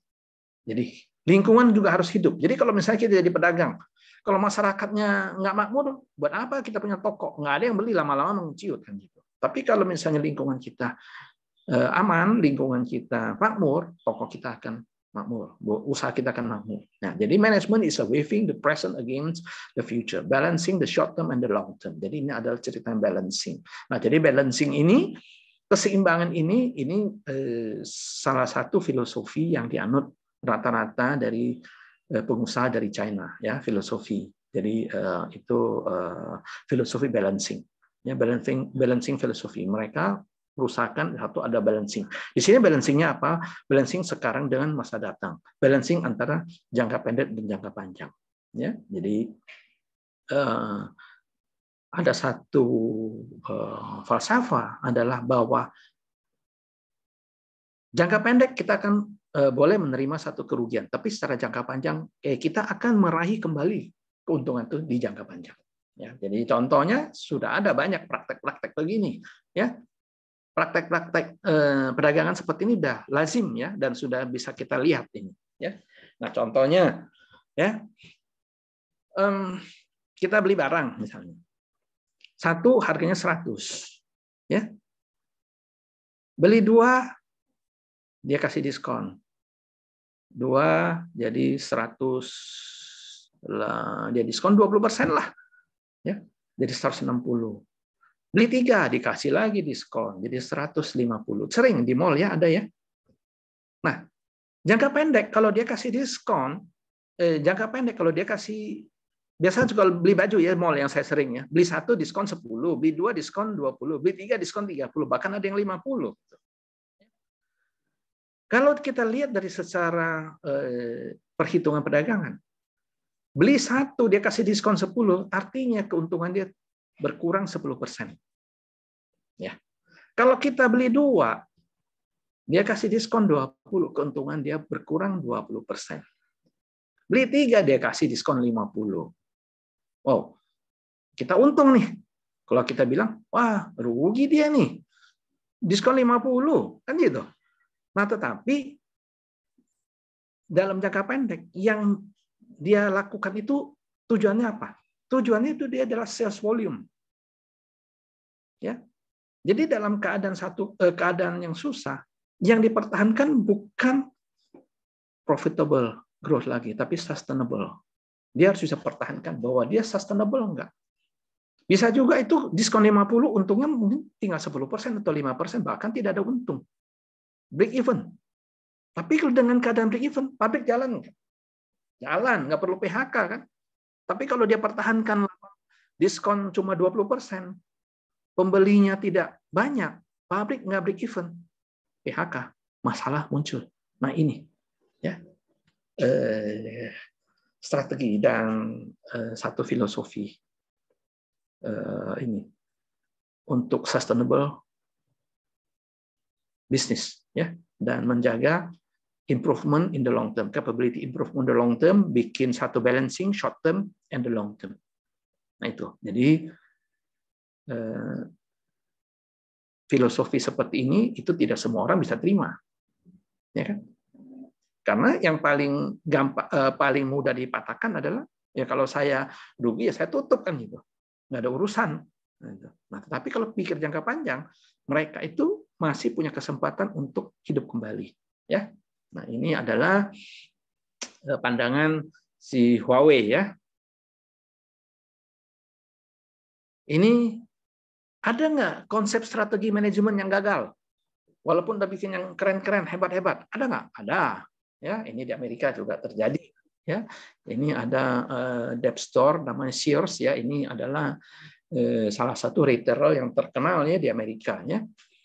Nah, ini si CEO-nya bilang ya, hari ini dia, today's peacock. Hari ini adalah seperti burung merak. Tomorrow is a feather duster. Jadi besok jadi kemoceng tahu ya. Cuma ini bulunya bulu itu, bulu merak ini kemocengnya, jadi pembersih debu. Nah, jadi ini kenapa? Karena dia gagal gitu. Ya. Tahun 1980 ini Sears ini di Amerika itu terkenal, ya. Jadi bahkan di Indonesia kurang kita tahu ya. Cuma yang Indonesia yang pernah kita tahu tuh Walmart, karena Walmart pernah hadir di Indonesia. Ya. Nah, jadi Sears itu di Amerika itu memang udah besar. Dia udah lebih besar dari Walmart dan Kmart. Ya, di tahun 1990 nih. Tapi di 2018 ya itu menjadi posisi 31 terbesar. Ya, urutan 31. Ya, merosot ini. Nah, di 2021 ini masih berjalan penutupan toko-toko, pensiutan lah, gitu. Ya. Nah, apakah kita bilang strategi itu salah atau tidak bermanfaat? Lah, buktinya ini tutup ini nggak bermanfaat atau salah, gitu. Ya. Nah, bermanfaat atau tidak? Yang pasti bukan tidak bermanfaat, tetapi ini ada yang salah. Gitu. Ya, ada yang salah apa? Salah bukan di mimpinya salah. Mimpi itu nggak pernah salah karena mimpi itu angan-angan. Mimpi itu nggak pernah salah. Ya kan masa kita mimpi lagi tidur mimpi, lu salah mimpi, nggak bisa gua setel lagi kamu mimpinya gini, nggak bisa. Cuma bagaimana perwujudan mimpi itu yang salah. Nah, perwujudan mimpi itulah siapa? Ya kita sendiri. Dan bagaimana kita ngatur supaya mimpinya bisa terjadi? Gitu. Nah, kita salah ngatur gitu. Nah itu. Ya, jadi bisa juga yang seperti yang tadi dari Bapak tadi baca Pak Jahid tadi yang sebutkan bahwa kita selalu harus di atas. Nah, benar nggak? Itu benar, tapi ada kalanya kita selalu di atas, kita lupa daratan, ngambang terus gitu. Nah, lupa turunnya, naik ke atas lupa turun. Walaupun kaki kursi itu sudah timpang gitu. Itu masalah kan? Begitu turun ya terjebak, benjol udah. Nah, benjol ya ini seperti ini Sears. Ya, merak jadi kemoceng gitu ya. Nah ini adalah semua rangkaian materi yang saya berikan untuk hari ini ya, dan ini adalah akhir pertemuan kita kali ini ya. Dan pertemuannya kalau tidak keliru ini kan ada 5 kali pertemuan ya, betul ya peserta kelas. Nah, ada 3 kali. Setelah 3 kali kalau salah. Setelah 3 kali itu akan diberikan oleh Pak siapa ini, ada dosen yang lain ya untuk mata kuliah ini. Ya.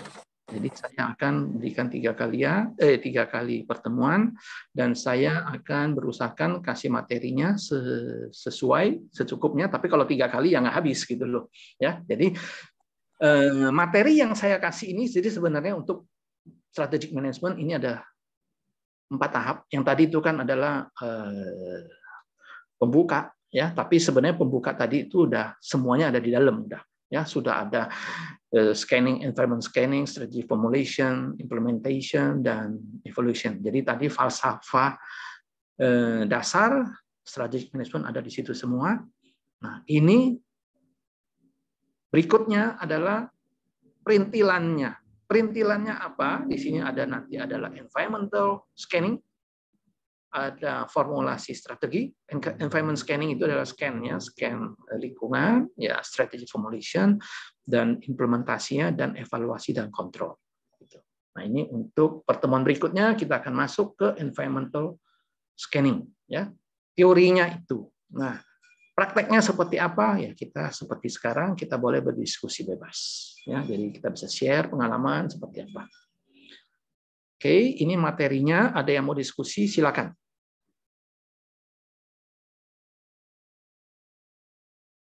Nanti materinya saya kirim ke itu, ke WA Group.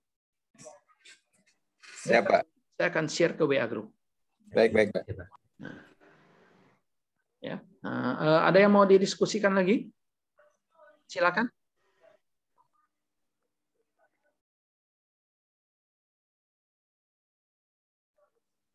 Yuk, teman-teman yang lain mungkin ada yang mau sharing? Mau sharing, silakan. Jika tidak ada sharing, bisa saya selesaikan. Kalau mau sharing, silakan.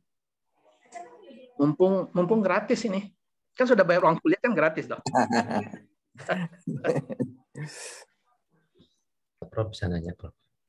Silakan. Siapa?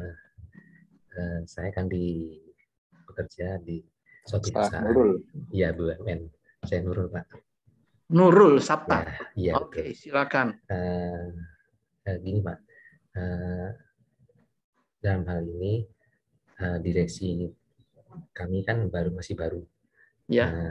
Dari baru itu dia mempunyai visi dan misi yang tersendiri dari yang BUD yang sebelumnya.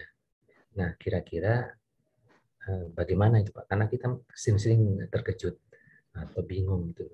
Oh, BUD yang sebelumnya seperti ini visi dan misinya, sedangkan strategik manajemennya yang sekarang berubah lagi. Nah, kira-kira, tapi menurut saya ada yang kurang pas sebenarnya. Tapi karena itu atasan kami, jadi kita manut saja gitu. Apa yang diajukan atau digariskan oleh BUD yang baru. Kira-kira kalau ada yang belum pas itu dalam suatu kebijakan, bagaimana kita menyampaikan ke BUD itu, Pak? Terima kasih, Pak. Bapak di level mana nih, Pak? Manajemen juga sih, Pak. Manajemen. Iya. Satu level atau level di bawah? Di bawahnya BUD -1. Ya, berarti satu level ya? Iya. Nah, oke. Kalau satu level kan susah nih, Pak. Ya. Ya, oke, Pak. Makasih, Pak. Itu langsung kalau bantah ketahuan nih. Wah, ini tukang bantah kan gitu ya, Pak. Nah, gitu. Nanti dipindah biasanya. Tapi kalau dua level di bawah masih ada escape-nya. Bukan saya, atasan saya kan gitu. Iya, iya. Iya, betul. Jadi maaf Pak, Bapak ini di perusahaan swasta ada pemerintah Pak? BUMN Pak. BUMN, nah BUMN ya. Nah jadi sebelum saya ini berarti kan ini strategi lebih cenderung bukan ke bisnis ya, ini strategi ke HRD ya. HRD juga bisnis juga Pak. Ya Bapak kan di bawah perintah ini kan ada perubahan itu. Bapak kan yang sebenarnya yang Bapak lebih konsen adalah bagaimana bisa menyesuaikan diri dengan BOD yang baru kan? Betul, Pak. Betul kan? Iya. Ya. Nah, jadi ini sebenarnya buat bisnis, tapi sebelum masuk ke bisnis itu bisa disesuaikan, Bapak secara personal itu harus menyesuaikan diri dengan personal yang baru. Oh, iya. Ya, tapi kalau Bapak langsung jam tanpa menyesuaikan personal, itu masalah, Pak. Iya. Karena ini kan ya seperti yang saya bilang, ini manusia nih tadi kan gitu. Nah, dari statement Bapak tadi ada, apakah ada perubahan policy ya yang merubah ya saya bilang visi atau misi gitu, atau hanya behavior, perilaku saja yang berubah? Yang mana nih Pak? Kebijakan sih Pak. Jadi kan Kebijakan. yang sekarang itu tidak ada yang direksi yang dari internal. Jadi semuanya dari eksternal semua. Jadi dia Gaya beda. Ya membawa perusahaan ini sesuai dengan kacamatanya dia. Ya, tetapi tujuannya tetap kan ya Pak ya? Ya, tujuannya sih ingin maju sih Pak. Ya itu ya. Ingin majunya itu adalah visi kan gitu. Misinya Betul. apa gitu Pak? Nah, strateginya yang agak berbeda strateginya Pak. Strateginya betul. Sehingga itu menyulitkan atau menurut Bapak tidak pas gitu? Menurut saya bukan, karena tidak bisa menilai kan suatu kebijakan atasan itu. Bukan menilai, jadi itu analisis Bapak gitu? Ya betul Pak. Tidak pas gitu loh kan? Kurang pas ya. Bukan tidak kurang pas kalau kondisi perusahaan yang sekarang ini. Menurut pengalaman Bapak itu kan tidak pas kan gitu. Betul, ya. Nah, tapi pertanyaan saya, yang kurang pas itu bisa nyampe nggak ke tujuan? Mudah-mudahan sih Pak. Jadi dengan kondisi, karena kan kondisi Bapak, jadi kita ini kan bahasnya secara akademis ya. Jadi Bapak juga tidak memakai empati Pak. Kalau memakai empati masalah. Jadinya kalau memakai empati, masalah tidak akan selesai. Dan Bapak tidak akan menemukan jalan keluar Pak. Karena empati itu sering membuat kita itu memberikan satu toleransi tinggi. Ya, atau misalnya ya udahlah itu atasan kita ya mudah-mudahan seperti Pak bilang mudah-mudahan tercapai kan gitu kan, itu kan doa tuh Pak ya. Iya betul.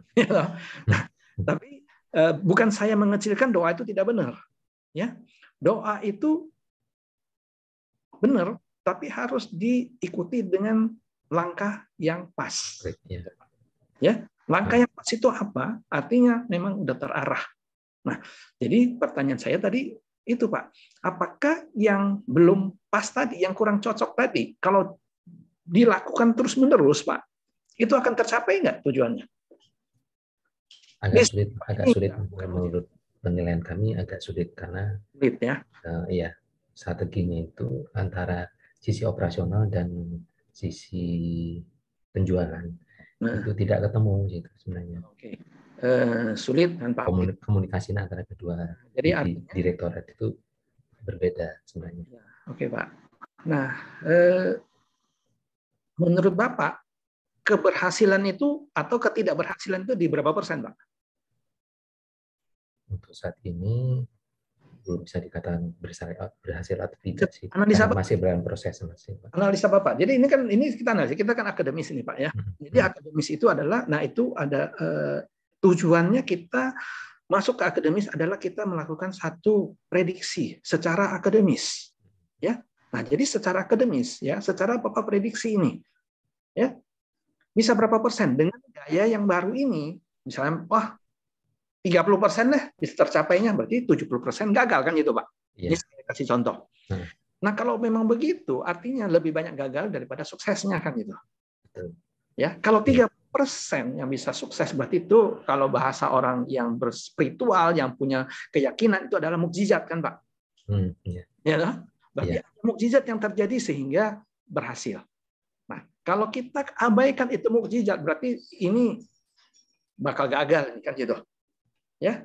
Iya, betul. Kalau bakal gagal seperti Bapak bilang, ya saya juga nggak mungkin kasih tahu atasan saya, buktinya mana bilang saya gagal belum terjadi kok kan gitu. Betul. Ya, Bapak bilang ya menurut pengalaman saya seperti ini loh, seperti ini, ya. Nah, yang bisa Bapak buat itu adalah apakah dengan strategi baru ada pengorbanan yang akan dilakukan nggak? Kalau ada pengorbanan itu berarti adalah cost kan gitu Pak. Ya, cost-nya terlalu tinggi sih. Cost-nya terlalu tinggi. Nah, Bapak, sekarang ini kan lembaga apa namanya? Bukan lembaga nirlaba kan? Lembaga nirlaba bukan ini, Pak? Bukan, Pak. Komersial kan? Iya, komersial. Kalau komersial kan cari untung, Pak, kan gitu. Betul. Nah, kalau komersial cari untung dengan pengorbanan, anggaplah 30% itu bakal sukses gitu, Pak. Berarti pengorbanannya 70% nih, Pak nih. Betul. Habis-habisan nih. Betul. Tem lainnya berapa, Pak? Menurut saya sih Ya. 50% Pak. 50% keberhasilan, 50% gagal. Dengan strategi yang baru, bottom line cuma 50%. Dengan strategi yang lama, bottom line bisa berapa? Bapak bisa tunjukkan. Nah, dengan begitu mungkin Bapak bisa diskusi. Gitu. Ya, ini secara akademis dan kita melakukan ya secara profesional. Ya, tapi kalau Bapak antara suka nggak suka, harus memihak apa nggak memihak, Bapak ya harus ambil keputusan. Saya harus berpihak apa tidak gitu. Seperti yang Niccolo tadi, Machiavelli tadi. Ya, kalau ada yang berperang, kita harus tentukan kita mau memihak yang kemana gitu loh. Jadi jelas kan gitu. Siap. Nah, jadi jalan keluarnya menurut saya kalau Bapak anggap itu ya kurang pas lah nih, Bapak itu ini resikonya apa? Kita buka nih resikonya apa? Supaya apa? Supaya kalau gagal bukan si pelaksana lapangannya yang disalahkan, kambing hitam. Khawatirnya kan kambing hitam kan? Iya, betul. Gitu kan? Nah, kambing hitam susah juga nih. Jadi artinya kalau makan kambing guling ini keangusan ini, jadi hitam. Ya. Nah, itu Pak Sabta. Iya, makasih Pak. Ya. Oke. Ada lagi?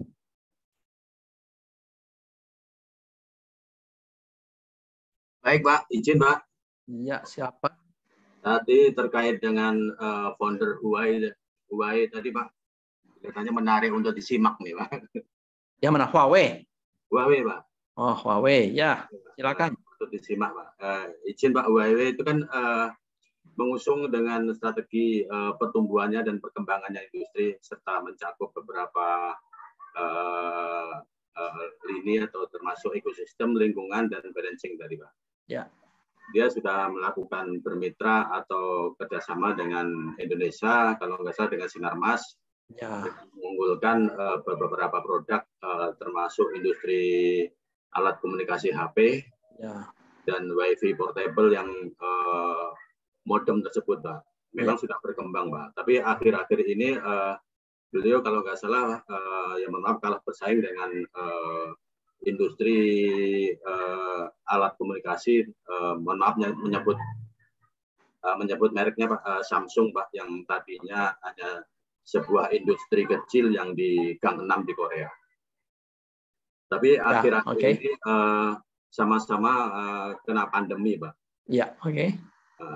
Terus akan tapi Samsung kalau nggak salah mengusung dengan tren menguasai pasar dulu Pak. Ya, oke.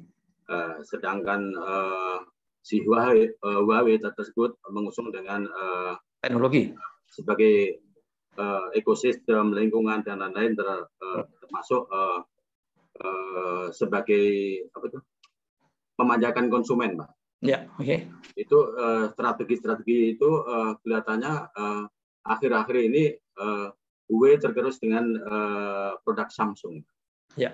Jadi konsep Huawei ini kan foundernya sudah diakui lah Pak. Ya. Jadi strateginya apa Pak kira-kira supaya keseimbangan tersebut dengan Samsung supaya di Indonesia ini sama-sama balance di bidang trade-nya tadi Pak. Strateginya maksudnya strategi siapa nih? Strategi si Huawei, strategi Huawei untuk memasarkan produknya gitu Pak. Oh, strategi Huawei untuk masuk ke pasar Indonesia lagi. Iya. Nah, juga tergerus dengan produk, mohon maaf menyebut Samsung tadi. Samsung memang berbagai lini, banyak punya TV, punya industri lain, gitu Pak. Karena dia mengusung dengan menguasai pasar itu. Samsung ya. Nah, itu, jadi Huawei kan berpusat di Taipei, dia juga pengen mengembangkan pasarnya di Indonesia. Ya. Nah, konsumen kita yang 260 juta ini sudah konsumen yang potensial lah menurut pasar. Okay. Baik Pak. Oke, Pak Pujianto, yang berarti saya mengarahkan ya pertanyaan Bapak adalah bagaimana strategi Huawei supaya bisa bercokol lebih dalam di Indonesia gitu. Betul Pak. Oke. Nah, untuk Huawei ini sebenarnya pada dasarnya dia itu sifat bisnis dasarnya itu beda dengan Samsung awalnya gitu. Ya. Kalau Samsung itu awalnya mereka itu di Indonesia sudah pertama dikenal lebih dahulu. Ya. Nah, seperti yang Bapak sebutkan tadi, Huawei juga sudah bekerja sama dengan Sinarmas dan terakhir artinya lebih intim lah dengan Samsung ya, kan gitu ya. Betul. Nah, kenapa lebih intim? Ya, kalau seperti orang pacaran, karena Samsung itu lebih cakep kan. Kalau orang pacaran kan lihat cakepnya. Kalau misalnya kalau nggak cakep kan ya nanti aja lah kan gitu. Nah, ini cakepnya apa? Bisnis kan, lebih menguntungkan. Ya, memberikan satu keuntungan lebih banyak. Jadi untuk adalah penjualannya, salesnya kalau Samsung itu diusung akan lebih baik dibandingkan sama Huawei gitu ya. Nah, jadi di Indonesia Samsung itu jauh lebih unggul. Jadi kalau kita sebagai pedagang pilih mana ya pasti Samsung ya. Nah, kenapa Sinarmas pertamanya kok Huawei dulu bukan Samsung dulu kan gitu. Samsung datang belakangan dah. Nah, nah itu balik lagi ke prinsip pedagang. Yang penting dapat untung. Sebelum dia dapat Samsung, dia gandeng dulu Huawei. Huawei kan juga kasih untung, nggak besar kan. Mungkin pada saat pertama si Samsung nggak mau digandeng, jual mahal. Kan gitu. Dia gandeng dulu Huawei kan, gandeng Huawei, pasar udah mulai ada Samsung juga, tergerak, ya dia ya oke saya merapat lah, ya udah gayung bersambut kan gitu. Nah Huawei ditinggal nggak? Huawei juga ditinggal, telak. Kenapa?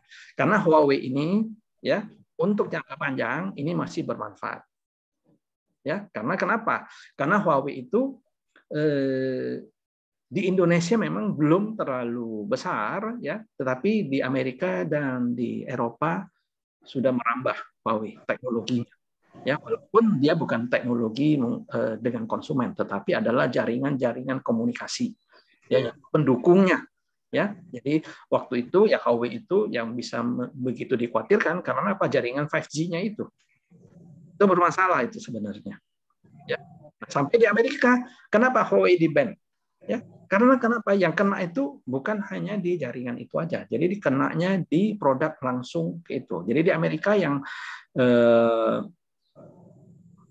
handphone yang cukup maju, yang digandrungi itu adalah punya dia sendiri, Apple udah pasti, Samsung udah pasti, Huawei juga termasuk. Nah, bahkan ya dari tahun ke tahun Huawei itu menggeser pasarnya Apple. Gitu. Ya.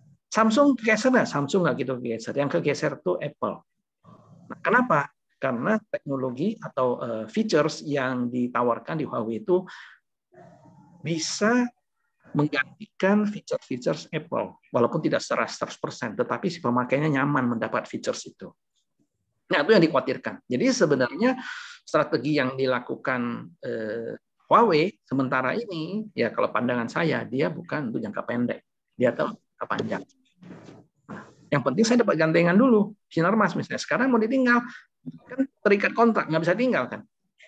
Nah, tapi minimal itu masih partnernya saya. Dengan sebagai partner artinya dia masih bisa bergerak di pasar di Indonesia, ya walaupun tidak diakui gitu loh. Nah, beda dengan kalau partnernya lemah. Huawei ini kan bukan partner lemah. Kalau partner lemah, kita nggak mau, kita mau buang ya kita mau buang ya buang kan gitu. Bisa setiap saat. Saya nggak mau, saya tidak mau bekerja sama, salesnya saya matiin, habis dia. Tapi kalau dengan Huawei belum tentu bisa habis. Karena dia besar, dia kuat. Kamu nggak kasih saya makan, ya saya makan aja cari sendiri. Gitu. Saya bisa buka pasar sendiri. Nah, cuma memang sekarang Huawei ini ada sedikit terganggu karena Android. Ya. Nah, tapi sekarang Huawei ada mengembangkan satu sistem yang bisa diakomodir oleh perangkat yang lebih tua. Contohnya nih, misalnya Apple sekarang, ya, Apple, iPhone, ada yang tahun berapa punya kan udah nggak bisa pakai Android nanti, ya, udah tidak kompatibel. Jadi si Huawei ini ada mengembangkan satu sistem sendiri yang udah lepas dari Android. Nah, dia itu bisa juga diakomodir, bisa dipakai oleh perangkat-perangkat yang lebih tua. bisa di-upgrade gitu loh. Nah, si konsumen ya, yang level bawah lebih banyak apa level atas? Secara dunia, level bawah kan. Di level bawah artinya kemampuan ekonomi yang bawah kan lebih banyak. Ada menengah ke bawah banyak, menengah ke atas sedikit. Ya. Nah, sehingga ini adalah psikologi marketing yang dia pakai. Bagaimana menguasai pasar yang besar dan bisa masuk ke memahami kemampuan-kemampuan pasar bawah. Gitu. Ya, jadi contohnya sekarang ya, nggak usah Huawei, ada yang buka HP enggak dimintain air. Ada udah ke atas sih, Bapak masih jelek. Ini gimana ini? Yang sederhana ini ya. Yang sederhana ya, bukan Huawei. Kita ini semua berasa sudah pernah, menurut saya pernah dengan Indomie ya. Ya, makan Indomie. Indomie itu pada waktu pertama diluncurkan itu kan makanan rakyat ini. Ya. Sekarang Indomie ini masih makanan rakyat enggak? Semua golongan ini sekarang. Dari yang murah sampai yang mahal ada kan? Dengan berbagai rasa. Nah ini. Jadi ini menurut saya strateginya ini yang akan dilakukan oleh Huawei di dunia elektronik. Ya. Gitu. Jadi dia akan merambah dari bawah sampai ke atas. Gitu. Nah itu Pak, pandangan saya Pak Pujianto. Baik Bapak, terima kasih atas pandangan untuk kita simak Pak. Ya, jadi intinya kuncinya itu adalah dinamika. Ya, dinamika yang sifatnya holistik. Jadi tidak hanya terpaku pada walaupun kita bisnisnya tidak terpaku pada teori-teori bisnis. Oke. Gitu. Oke. Terus ini berarti 1 sampai 8 ada ya Mas ya? Pesan saya adalah ya 14. tambah literatur, baca-baca gitu. Ya, jadi contohnya untuk Pak Pujianto bagian perdagangan gitu. Jadi bukan hanya bagian perdagangan, mungkin secara psikologi juga perlu. Perkembangan teknologi juga perlu gitu loh. Ini udah holistik Pak nih, semua nih holistik. Jadi tidak ada yang itu. Ya, tidak parsial lagi gitu loh. Jadi kalau kita masih bertahan di parsial ya salah nggak? Ya nggak salah, cuma kita rugi ketinggalan gitu. Ya, kita akan ketinggalan dengan perkembangan dunia karena perkembangan dunia itu sudah menyeberang ke berbagai disiplin ilmu itu. Nah contohnya misalnya orang sarjana hukum, pengadilan itu harus tegas. Nah sekarang sidang pengadilan bisa dengan online, teknologi daring. Dengan online bisa di mana hakimnya di mana itu begini yang lain merah. Nah, itu adalah satu perkembangan. Nah, apakah itu menghilangkan kewibawaan lembaga pengadilan? Kalau dulu kan kalau nggak dihadapkan secara muka ke muka kan, wah ini tidak menghargai kan gitu. Nah, ini kan nggak muka ke muka juga kan, gitu. Nah, gitu Pak. Itu penjelasan saya. Baik Pak, atas masukannya Pak. Terima kasih Bapak. Terima kasih. Oke, ini dikasih waktu lagi 15 menit, ada yang mau diskusi? Kalau tidak ada kita tutup. Pak Ketua Kelas. Siap Bapak. Teman-teman kalau memang tidak ada ini kita tutup kelas siang ini. Masih ada yang ingin sharing lagi, ingin bertanya? Kalau tidak ada, kelas akan ditutup. Ya. Oke.